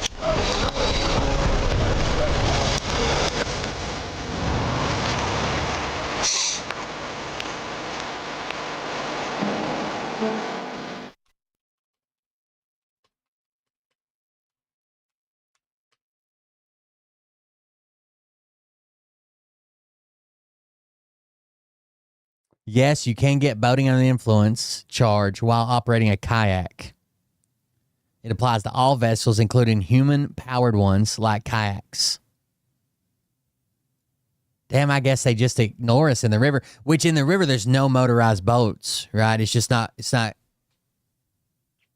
conducive for a motorized boat. What I want to do, dude, I want a channel where like I build projects so fucking bad. But it would have to, like, I just don't have cash to burn to get it started. It would have to be kind of self-supported or start low. What I want to do is take an old shitty jet ski that runs or that I can get running and fucking armor plate the bottom of it and see how far, like one that I don't care, like a $500 jet ski is what I'm talking about. One that I don't care if it gets destroyed and see how far and how quick I can make it up the river. Because the river gets super shallow, like so shallow you have to get out of an inner tube. Well, I do. The kids don't. But an adult will, like, drag your ass. Like, it gets super shallow. Could you imagine wide open on a fucking jet ski? How cool that would be? I've seen some people try to do it, but they've never come up the river where I live as high as I live. They usually stop down at the county line and turn around and go back. But that would be cool. Up-armored jet ski coming up the river. You'd have to... I guess you could just do, like, heavy-duty, like, fucking more fiberglass. You couldn't put like steel sheets on it like a skid plate because it would be too heavy. But you could definitely support it as much as you could. Make the fiberglass thicker. Maybe even use carbon fiber, something. I came to Kevlar. My free will. No, there was nothing. All right. This is Katie Johnson testimony about Donald Trump on January 11th, 2016. Katie Johnson. MAGA just calls her a liar, says she made it up, she does it for attention. Promised to me. But this is her Trump testimony. She starts it off by saying there's nothing promised to me for this interview. Doing this interview. Excellent. Yes, everything that I say at this interview will be the truth. I met Donald Trump at some parties I attend that I was working for Mr. Jeffrey Epstein. There was about 3 or 4 times that I had encounters with Donald Trump. I was 13. The first time that I met Donald Trump was at a party at Jeffrey Epstein's mansion. There was an orgy going on, and he was kind of watching off in the distance. I think you're good on a lawnmower while you're in your yard. The DUIs we see on a lawnmower is usually when they fucking try to take them to town or some shit. And he basically asked if I could come over and give him a hand job. And at first, I wasn't very comfortable with it. This was like my first party, and I didn't think that was my responsibility. But my recruiter told me that I needed to do it, so I agreed to. And then he, I began to. Sorry, this is a little difficult, but before I gave him a hand job, he kind of slapped my hand away and said, "You need to use a glove." And the recruiter ran over and handed me a glove and said, "No one touches Mr. Trump's penis without a glove." So I needed to use a glove. I gave him a hand job, and then immediately after, he had an orgasm, he left, and I didn't see him again at that party. Jeffrey Epstein is a billionaire friend of Donald Trump's that was responsible for throwing the sex parties.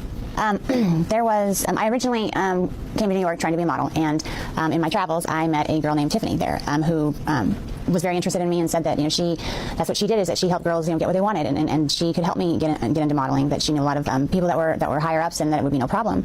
And so that's why I would just basically have to come model at a couple of events and meet some people. There would be no sweat. So of course I went. That sounded like no big deal. And she was recruiting the girls to come to these parties.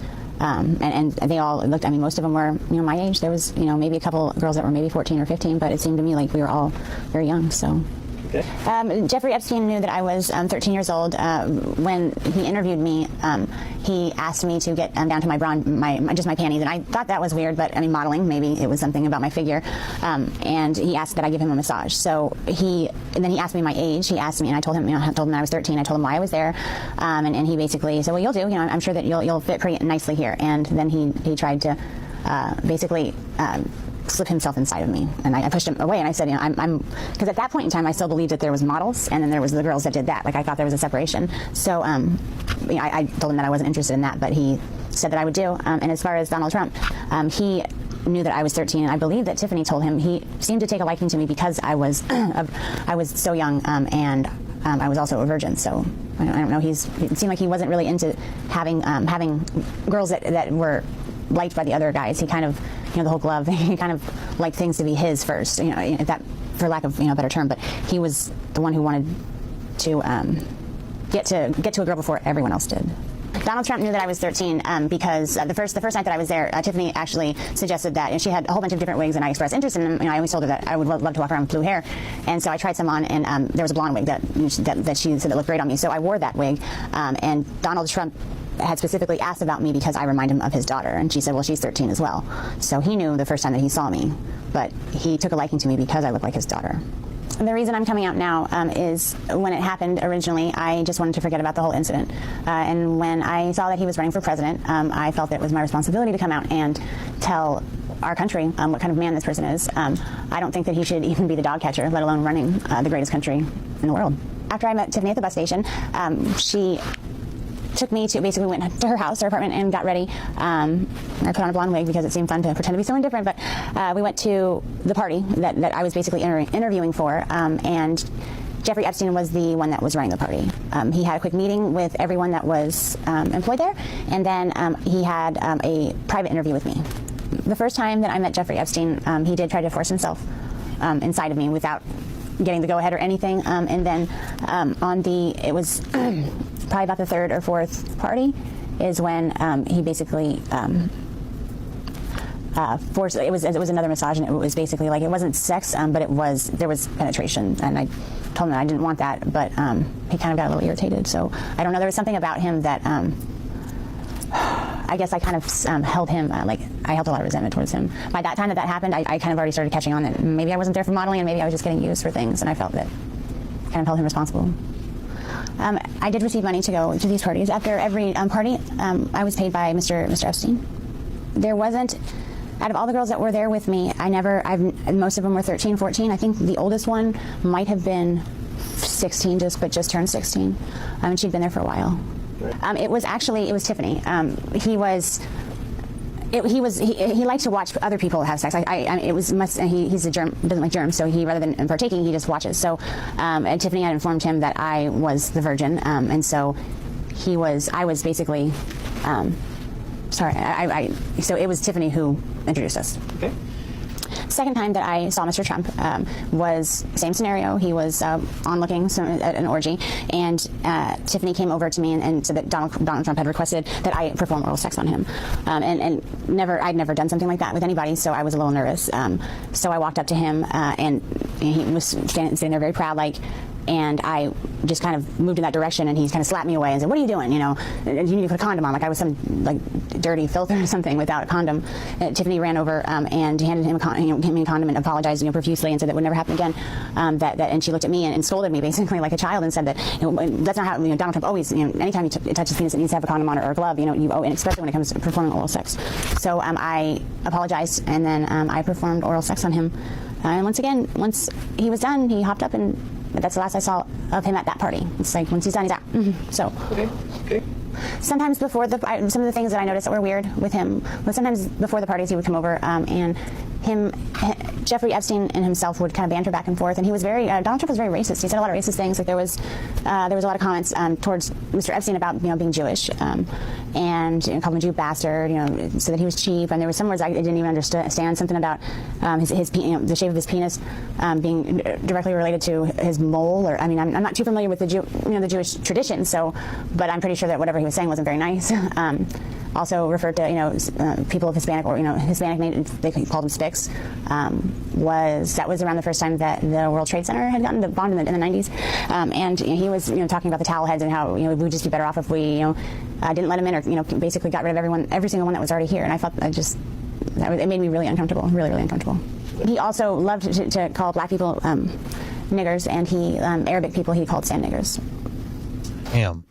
The only time that he tried to give me some money was our last encounter together, where he acted out a rape fantasy. I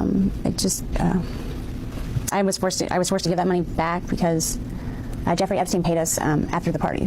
But he just gave me the money. I don't even know why he gave it to me. Maybe to make me feel more cheap. But it was it was a rape fantasy to him, but I wasn't playing. So there was those 2 times, and then there was after the next thing that Tiffany approached me with was that he had a fantasy where he walked in on his maids basically making out, and that it was some type of fantasy for him. So she asked, at that point I was like, I don't want to be involved with anything that has to do with him, but she's like, you were just basically the other one, so there's nothing that you'll have to do, just don't, he's requesting you to be involved. So I reluctantly, I felt like I didn't have a choice there, but it was basically he's walking in, his 2 maids, I was one of the maids, I was the white maid, and there was a Spanish girl, Maria, who was a Hispanic maid, and we were making out, and he walks in and he gets really angry and threatens to call immigration on Maria if she doesn't come over and make things right and give him a blowjob.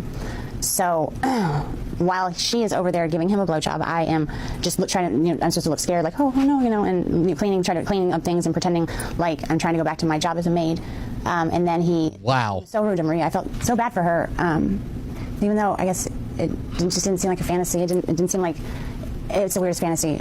As far as that, he was threatening to call immigration on her, so that she didn't know how to, she wasn't even near going down to give him, perform oral sex on him before he slapped her away and said, what are you doing? You need to put a condom on, and she's trying to, I'm so sorry, and he's like, you can't even understand what you're saying, you speak English, he called her derogatory comments, and then he's like, you know what, you don't know what you're doing, have her come over and show you how it's done. And so I said that I didn't, I had to go over there, or else he was going to call immigration on Maria. I didn't know if it was true or not, but I felt that, he said that if I didn't show her how to perform oral sex on him, then he was going to call immigration on her and then get rid of us both. It was anything that was in relation to him getting off or being satisfied or happy had to do with him being in power, but extreme power, and it's very hard to even. It was always intimidating when he was like that. It was always, you didn't really know if it was true or. Like if you refused to play along, would he really call immigration on Maria? Would he really get rid of us both? And I didn't even want to know what that meant. I always didn't. It wasn't a game. Now these are obviously just allegations, but oh shit, that was my bad. These are obviously just allegations, but still they're not great. Interview on my free will. No, they're everything. He's a horrible. What he portrays on the outside isn't even that great, but people don't even know the half of how evil, how sick and twisted that man is. I have a friend that's been my friend ever since the school year that I stopped going, the 8th grade. I confided her, and she knows all about it. She knows everything. I destroyed everything of any planes. I couldn't risk it. My dad finding out. And now I think I'm old enough to where at that point I didn't want to not be his little girl. I didn't want to lose my dad. Basically, I would never, as far as keeping proof of any of the trips, the only person, I never told my parents, there would be no happy, there would be no good outcome of telling my parents. They would have grounded me. I would have never been allowed out of the house. My father would have come unglued. I did tell a friend, she's still my best friend to this day. She knows everything. She knows it all. I'm prepared to do whatever it takes to save the country that I believe that we have. I know what he does behind closed doors. If that's all, I'm willing to sacrifice my life to put our country back in the right, going maybe in some type of positive direction. Not even, there's no right or wrong, but a positive direction. This guy's not going to take us anywhere positive. As far as my life changing by coming out with this information, I've thought long and hard about whether or not I should, and I've gone back and forth. But I think that I think that the American people need to know what kind of man this person is. And if my life changes because of that, then so be it. But the American people need to know what they're dealing with. If I had the chance to talk to Donald Trump, I would run the other way. I'm scared of him like I've never been scared of anything else in my entire life. I can't explain it to you, but the fear of him even being in the next room I have a panic. I have a panic attack. The last encounter that I had with Donald Trump, Tiffany approached me about a rape scene that was supposed to be played out, and I didn't like the sound of that at all. But Tiffany promised, assured me that it wasn't going to be, if there was anything I wasn't comfortable with, we could stop. That she would be right there, and that it wouldn't get out of hand, and that it was a fantasy, like it wasn't really going to happen. And so I told her that I would. She basically, Tiffany was always nice to me. It wasn't that I trusted her, else and I wouldn't always trusted her or done what she asked me to. But she was there, and he came in, and I was basically tied to a bed with pantyhose, and he tied him. They were so tight it hurt to even like lay there. And I tried to say something. It was like, you just shut up, shut up, bitch. This is basically like he was being really, really rough. And I understand. It just didn't seem like a fantasy. And I started to get scared, and he was basically like ripping my clothes off, and I was actually really. It seems like a lot to make up. I got freaked out. I told him that I didn't want to do this. I screamed over for Tiffany, and she was like, "Mr. Trump," and she's only, this is scaring her. And he's like, "Oh, you shut up too." He just turned into this animal. It was like a completely different person.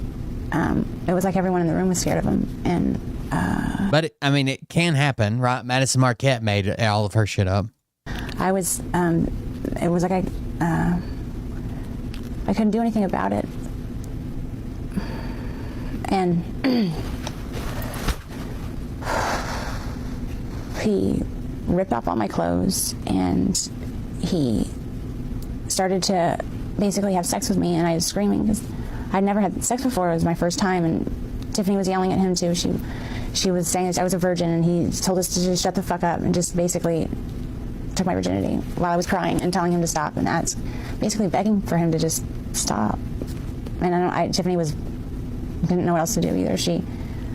No one was there to help us, or me. And so after the fact, he basically finishes it. It didn't take that long at all. But it felt like it was like 5.5 hours. It felt like it was an eternity. Like I don't even know how long it was, but he was done, and I was crying, and Tiffany was consulting me, and she was apologizing. She told me that she just never put me in that situation again. But he comes over mad because I was crying, and he said that I should be thankful that someone like Donald Trump took my virginity. He basically didn't say took my virginity. He said I should be glad that someone like Donald Trump popped my cherry and not some pimply little 14-year-old. And I just was like, what if I said, what if I get pregnant? I'm not even talking to him. I didn't want to talk to him. I was talking to Tiffany. And he said, well, you'll get an abortion then, bitch, and then just walked away. And I told Tiffany I needed to go home. I never went back again. I guess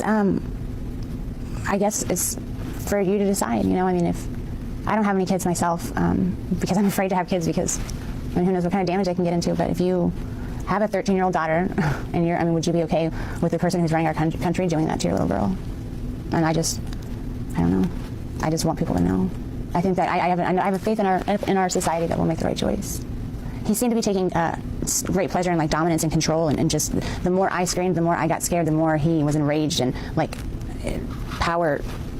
enraged with power, and it was like he was just charged with it. Now there have been a lot of allegations, so these are just the allegations since 2016. Jessica Leeds from the 1980s. Leeds was a businesswoman at a paper company. On a flight from the Midwest, returning to New York, a flight attendant offered her an empty seat in the first-class cabin next to Trump. Leeds alleged that about 45 minutes after takeoff, Trump lifted the armrest and began touching her, grabbing her breast, and tried to put his hand up her skirt. He was like an octopus, she said. His hands were everywhere. It was an assault. Christy Anderson from the 1990s. On October 14th, 2016, the Washington Post reported an allegation by Kristen Anderson. Anderson said that Trump groped her beneath her skirt in Manhattan nightclub in the early 1990s. Stacey Williams on October 30th from 1993. October 30th, 2024, former Sports Illustrated model Stacey Williams alleged that Trump had groped her in 1993 while Jeffrey Epstein looked on. 1996, Lisa Boyne. On October 13th, 2016, the Huffington Post reported an allegation about Lisa Boyne.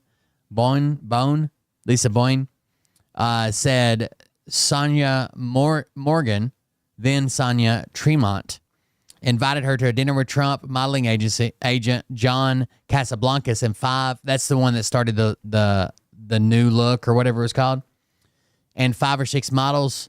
Boyne alleged that Trump made the models walk across the table, looked under their skirts, and described it if they were wearing underwear.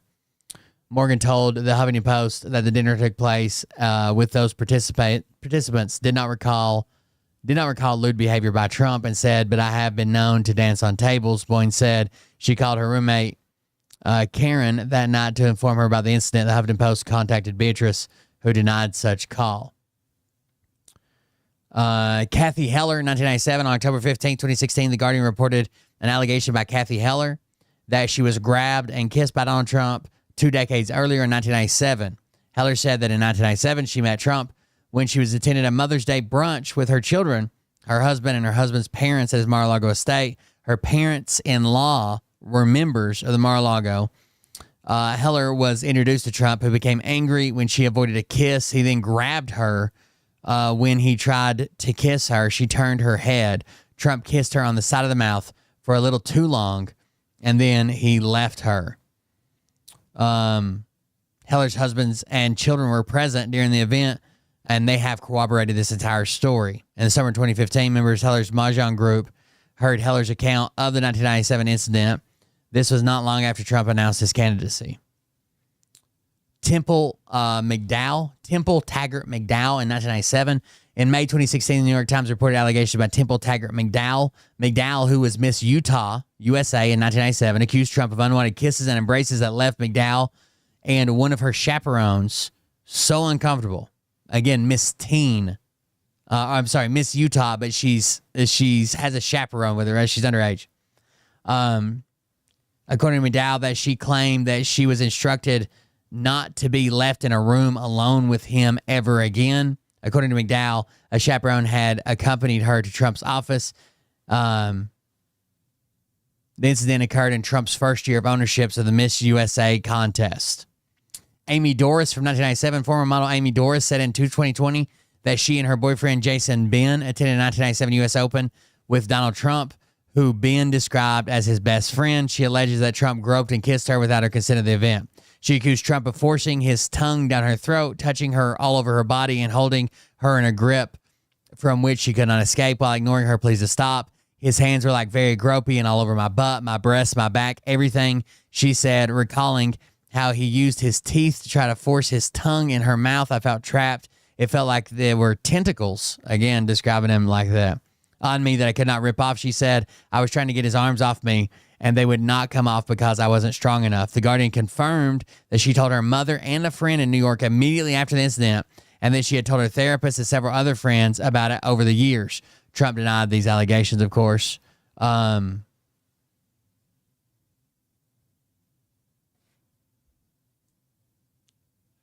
I'm reading something right quick.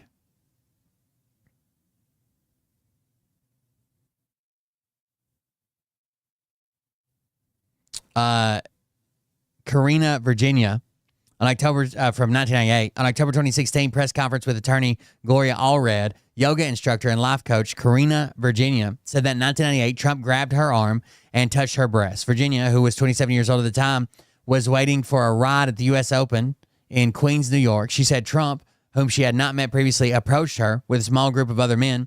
While commenting on her legs, he then grabbed her right arm. Virginia continued, then his hand touched the right side of my breast. I was in shock. I flinched. Don't you know who I am? Don't you know who I am? That's what he said to me. I felt intimidated and I felt powerless. Trump campaign spokesperson Jessica Ditto responded to the allegation with a statement reading in part, discredited political operatives Gloria Allred in another coordinated publicity-seeking attack with the Clinton campaign will stop at nothing to smear Mr. Trump. Karen Johnson from the early 2000s in Barry Levine's book, All the President's Women, Donald Trump and the Making of a Predator. Karen Johnson alleged that she attended New Year's Eve party at Trump's Mar-a-Lago estate where Trump grabbed her by her genitals, pulled her behind a tapestry, and forcibly kissed her. Johnson also alleged that days after the incident, Trump repeatedly called her without her giving him her phone number. offering to fly to meet her, which she rejected. The book states that Johnson told a friend about the incident years before Trump ran for president. Mindy McGillivray, Ray, 2003. In October 2016, in an article by Palm Beach Post, Mindy Gillivray stated that in January 2023, when she was 23 years old, she was groped by Trump at his Mar-a-Lago estate.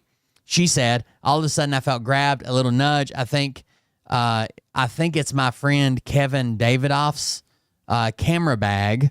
That was my first instinct. I turned around. There's Donald. He sort of looked away quickly. Ken Davidoff, a photographer, corroborated Gillivray's account, saying he remembered her pulling him aside moments after the alleged incident to say, Donald Trump just grabbed my ass. Rachel Cook, 2005. Rachel Cook was a 22-year-old receptionist at Baybrook Group, a real estate investment and development company in Trump Tower in Manhattan. She says she encountered Trump in her elevator in the building one morning and turned to introduce herself. They shook hands, but Trump would not let go. Instead, he began kissing her cheeks, then directly on the mouth. It was so inappropriate. Cooks recalled in an interview, I was so upset that he thought I was so insignificant that he could do that. Her story was printed by the New York Times in October 2016, along with Jessica Leeds. Trump has disputed Crook's claims, writing on Twitter, who would do this in a public space with live security cameras running? Crooks is a public supporter and donor to Hillary Clinton's campaign.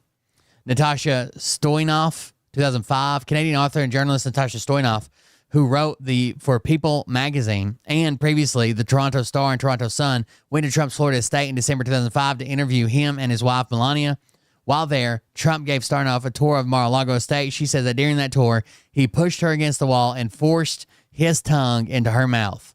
Stoynoff described the alleged episode. We walked in the room alone and Trump shut the door behind us. I turned around within seconds. He was pushing me against the wall and forcing his tongue down my throat. I was stunned and I was grateful when Trump's longtime butler burst into the room.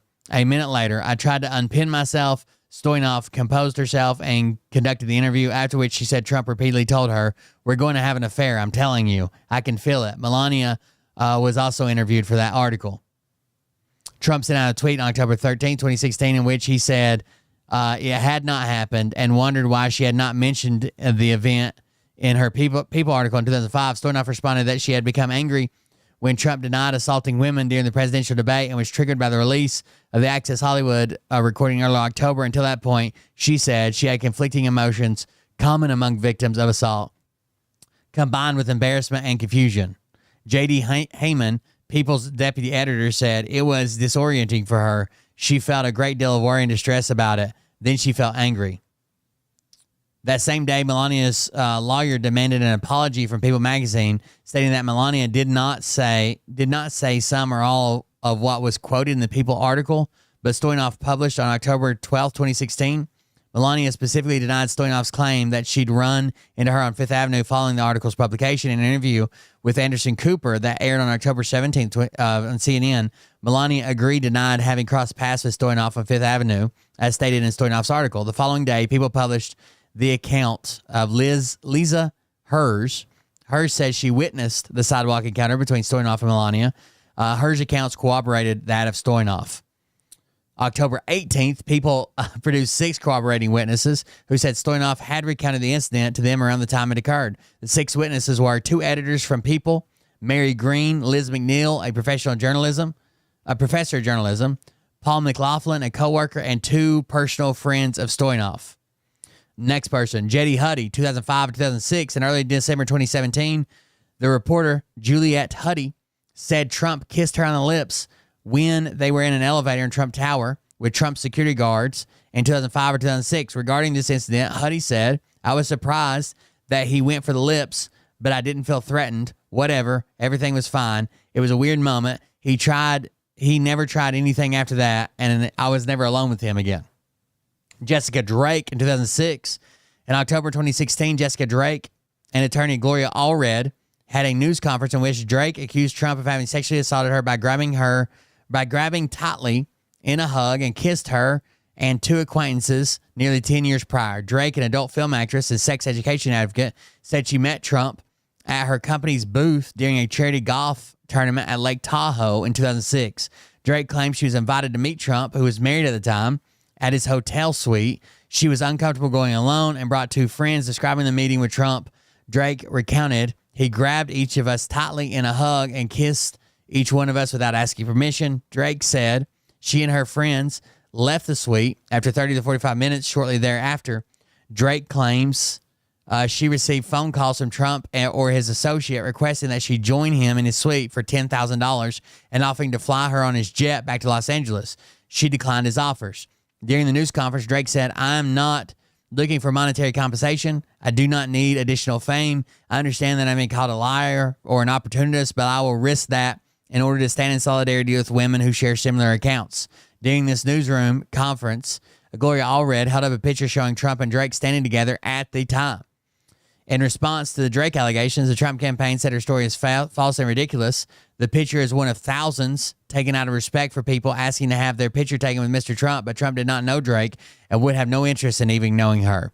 And that the story was just another attempt by Clinton campaign to defame a candidate. Donald Trump appeared to dismiss the significance of the accusation because of Drake's line of work, saying, "Oh, I'm sure she's never been grabbed before."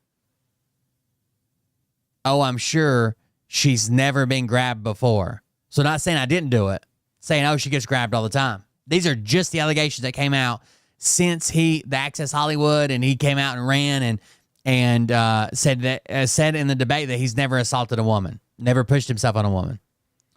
Nina Lakesonen on October 27th, 2016, a local Finnish tabloid reported an allegation by Nina Laaksonen, Miss Finland 2006. Laaksonen appeared with Trump on The Late Show with David Letterman on July 26, 2006. Laaksonen claims that before they went on the air, Trump grabbed her buttocks. As Laaksonen has described the incident, he really grabbed my butt. I don't think anybody saw it, but I flinched and thought, what the fuck is happening? Someone later told Laaksonen that Trump liked her because she looked like his wife Melania when she was younger. Laaksonen revealed her account to local Finnish tabloid, which had contacted her regarding the level of professionalism involved in Trump's handling of his employees within the Miss Universe pageant. The story was published on October 27, 2016. No response. Cassandra Ceres. In October 2016, Rolling Stone and NPR reported that Trump funneled Cassandra Ceres, Miss Washington, USA of 2013, without her consent in the Miss USA pageant of that year. In June 2016, Ceres wrote that Trump invited her to his hotel room. Yahoo News published an article in 2016 stating that Ceres had made a Facebook postings that accused Trump of making unwanted advances. She said was continually groping her buttocks and had asked her to go to his hotel room. Ceres also asserted that Trump had treated us like cattle. Trump and the campaign have not specifically responded to Ceres' allegations. This is just since he came out as a candidate. And a lot of people felt weird about it, or like maybe it wasn't rape, but it was still like forcing himself. But then when he comes out and says that he's never mistreated a woman, he's never pressured a woman, never assaulted a woman, they're like, fuck you. You did this to me. It might not be rape, but goddamn, this is how you treat women. That was 1, 2, 3, 4, 5, 6, 7, 8, 9, 10, 11, 12, 13, 14, 15, 16. 16 different accounts just since 2016. Oh, I guess in the 2016 election. That's insane.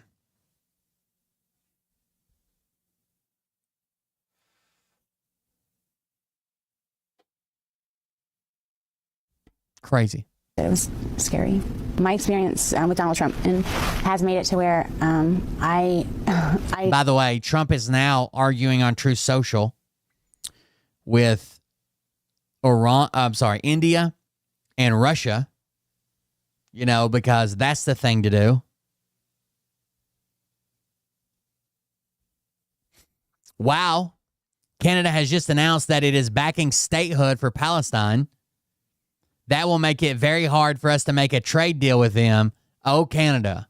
Why would that have anything to do with a trade deal with Canada?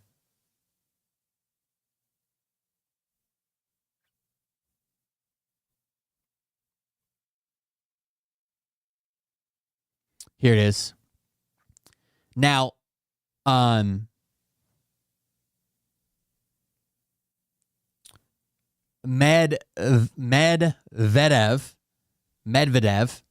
who was a former Russia president, went on Twitter and basically said, hey, I don't, this is his, I'll just read it. Former Russian president, this is a couple days ago, Dmitry Medvedev, said in a post on X on Monday that U.S. President Donald Trump was playing the ultimate game with Russia and that such an approach could lead to a war involving the United States. Medvedev wrote, each new ultimatum is a threat and a step towards war, not between Russia and Ukraine, but with Trump's own country.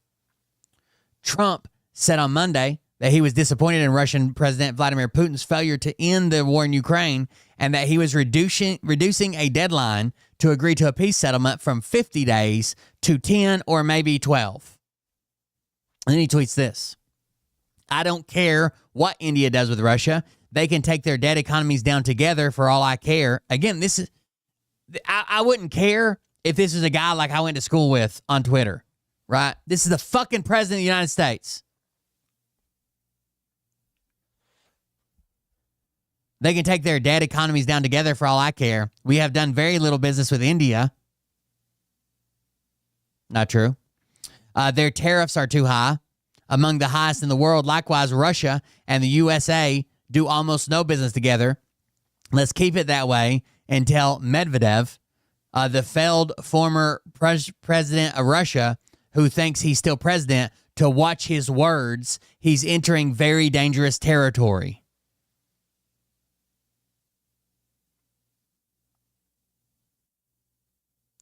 I like how Obama used Twitter. Or even Biden. I like how everybody uses Twitter except for Trump.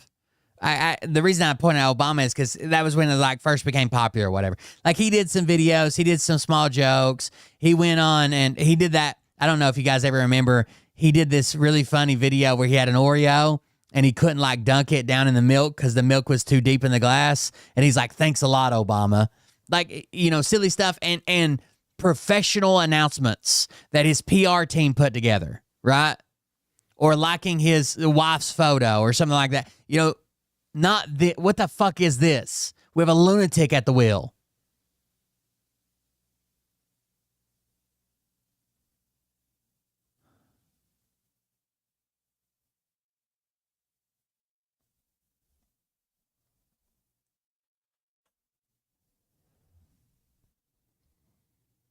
Calling people out. Why would one Republican Senator Josh Hawley from the great state of Missouri join with all the Democrats to block a review sponsored by Senator Rick Scott and with the support of almost all other Republicans of Nancy Pelosi's stock trading over the last 25 years? Information was inappropriately released just minutes before the vote. Very much like sabotage. The Democrats, because of our tremendous achievements and success, have been trying to target me for a long time, and they're using Josh Hawley, who I got elected twice, as a pawn to help them. I wonder why Hawley would pass a bill that Nancy Pelosi is in absolute love with. He is playing right into the dirty hands of the Democrats. It's a great bill for her and her husband, but so bad for our country. I don't think real Republicans want to see their president, who has had unprecedented success, targeted because of the whims of a second-tier senator named Josh Hawley.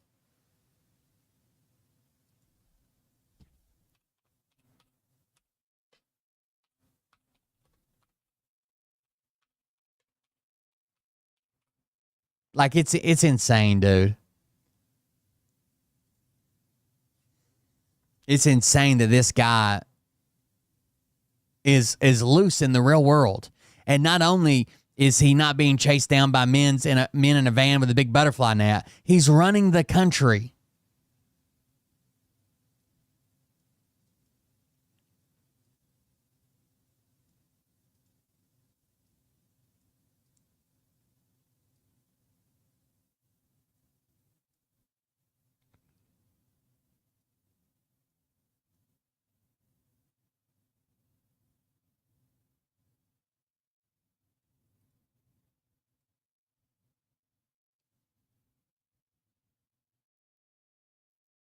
A bipartisan bill to ban stock trading by members of Congress, the president and the vice president has advanced to the Senate committee. The bill, which has been modified to include president and vice president, is named the Honest Act and would prohibit the purchase of and sale of stocks, securities, commodities, futures by these officials. This advancement follows a renewed push for such legislation fueled by public concern over potential conflicts of interest and the use of non-public information for financial gain.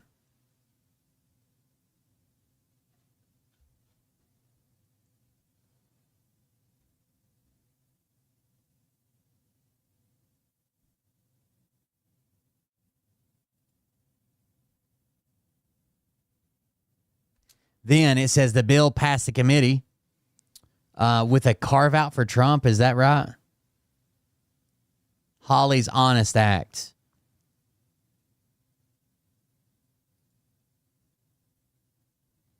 Let's see. Senate panel advances bill to ban congressional stock trading. A Senate committee advanced the bill to ban stock trading by lawmakers, presidents, and vice presidents despite opposition from all Republicans on the panel, but Josh Hawley, who introduced the legislation. The hearing of the Senate Homeland Security Committee on Wednesday at times generated tense exchanges between Hawley, his Republican colleagues, and the panel's Democrats, particularly over whether the bill would take effect before President Trump leaves office. I know more about technology in my pinky than you do, said Bernie Moreno, Republican from Ohio, snapped at Senator Gary Peters during a dispute over amendments to the legislation that came in electronically. The bill would ban members of Congress and their spouses from trading stock, requiring them to gradually divest their holdings, as well as the president and vice president, only for future administrations. I will oppose the substitute change. Because I think it should apply to everybody or nobody, said Senator Rand Paul, who also voted against the final passage to exempt Donald Trump from this is crazy. Republicans argued that the ban would discourage business people or other wealthy people from holding office. And all you do is go for 4 years, divest, and then after 4 years, fucking leave and buy all the stocks you want. We can ban stock trading for Congress, but don't give more weapons to Democrats to attack President Trump, said Senator Rick Scott. Don't let them attack President Trump. How is this attacking him? Trump slammed the bill in a Wednesday Truth Social post, calling it playing right into the dirty hand of Democrats. I don't think real Republicans want to see their president, who has had unprecedented success, targeted because of the whims of a second-tier senator named Josh Hawley.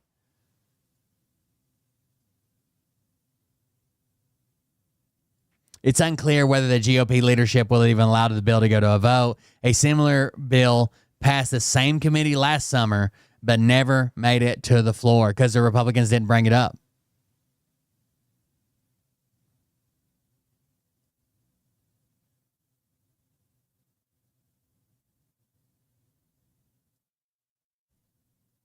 Crazy, dude.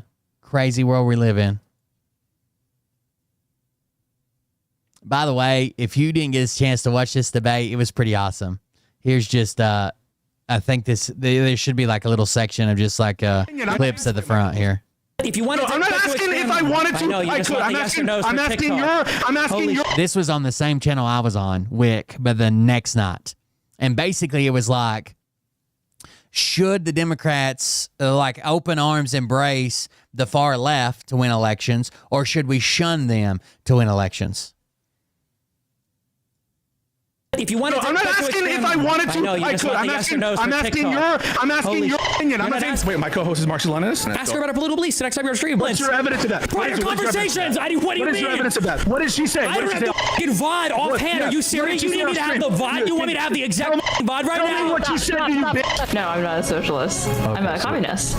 That's why it says commie. Mainstream people who call themselves socialists are actually communists, but they're too scared to say that they're communists, so they call themselves a socialist because right now that's kind of like where the cultural zeitgeist easy permissible of. But I do have one more quip. Are you in favor of abolishing private property? Oh yeah, I am. There's some tensions are high. So Destiny called that person a communist or a far left or whatever, and Pisco was trying to defend her, but the clips don't lie. Anyways, this is a very good. If you have fucking 3 hours to watch it, it's a very good debate. I always enjoy Destiny's debates, especially when he gets heated. When he starts Yelling is great. He does a good job. So there you go. Maybe one day I can debate like that. All right. Thank you guys for joining us. Thank you for being here. I appreciate it. It's 1:30 in the morning here, and I've got shit to do tomorrow. Thank you all for joining us. Thank you for being here. I appreciate it. I'm going to hop off here, and I will be back tomorrow night.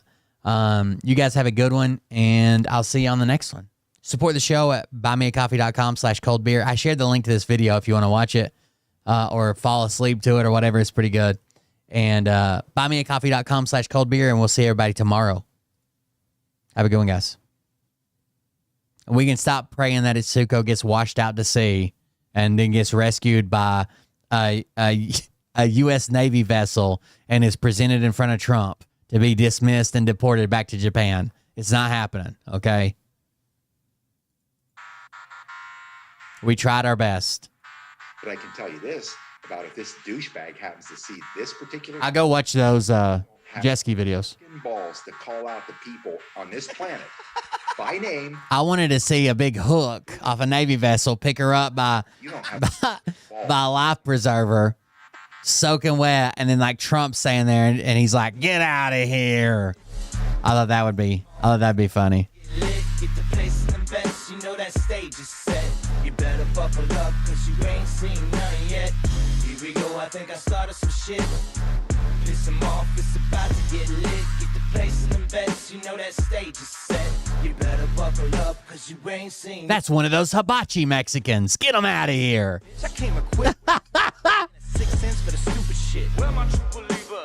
Y'all need Jesus. Praise the Lord, head to the extreme. All these false fucking prophets who profit off of gossip, worshiping Trump's cocking. We're gonna have to check back in with Bert. I hear he's getting a little wild. He's strapped to the shaft. A little too big for his britches. I'm starving for attention. I'm gonna make your gut burst. I'll be your huckleberry. I can quench that thirst.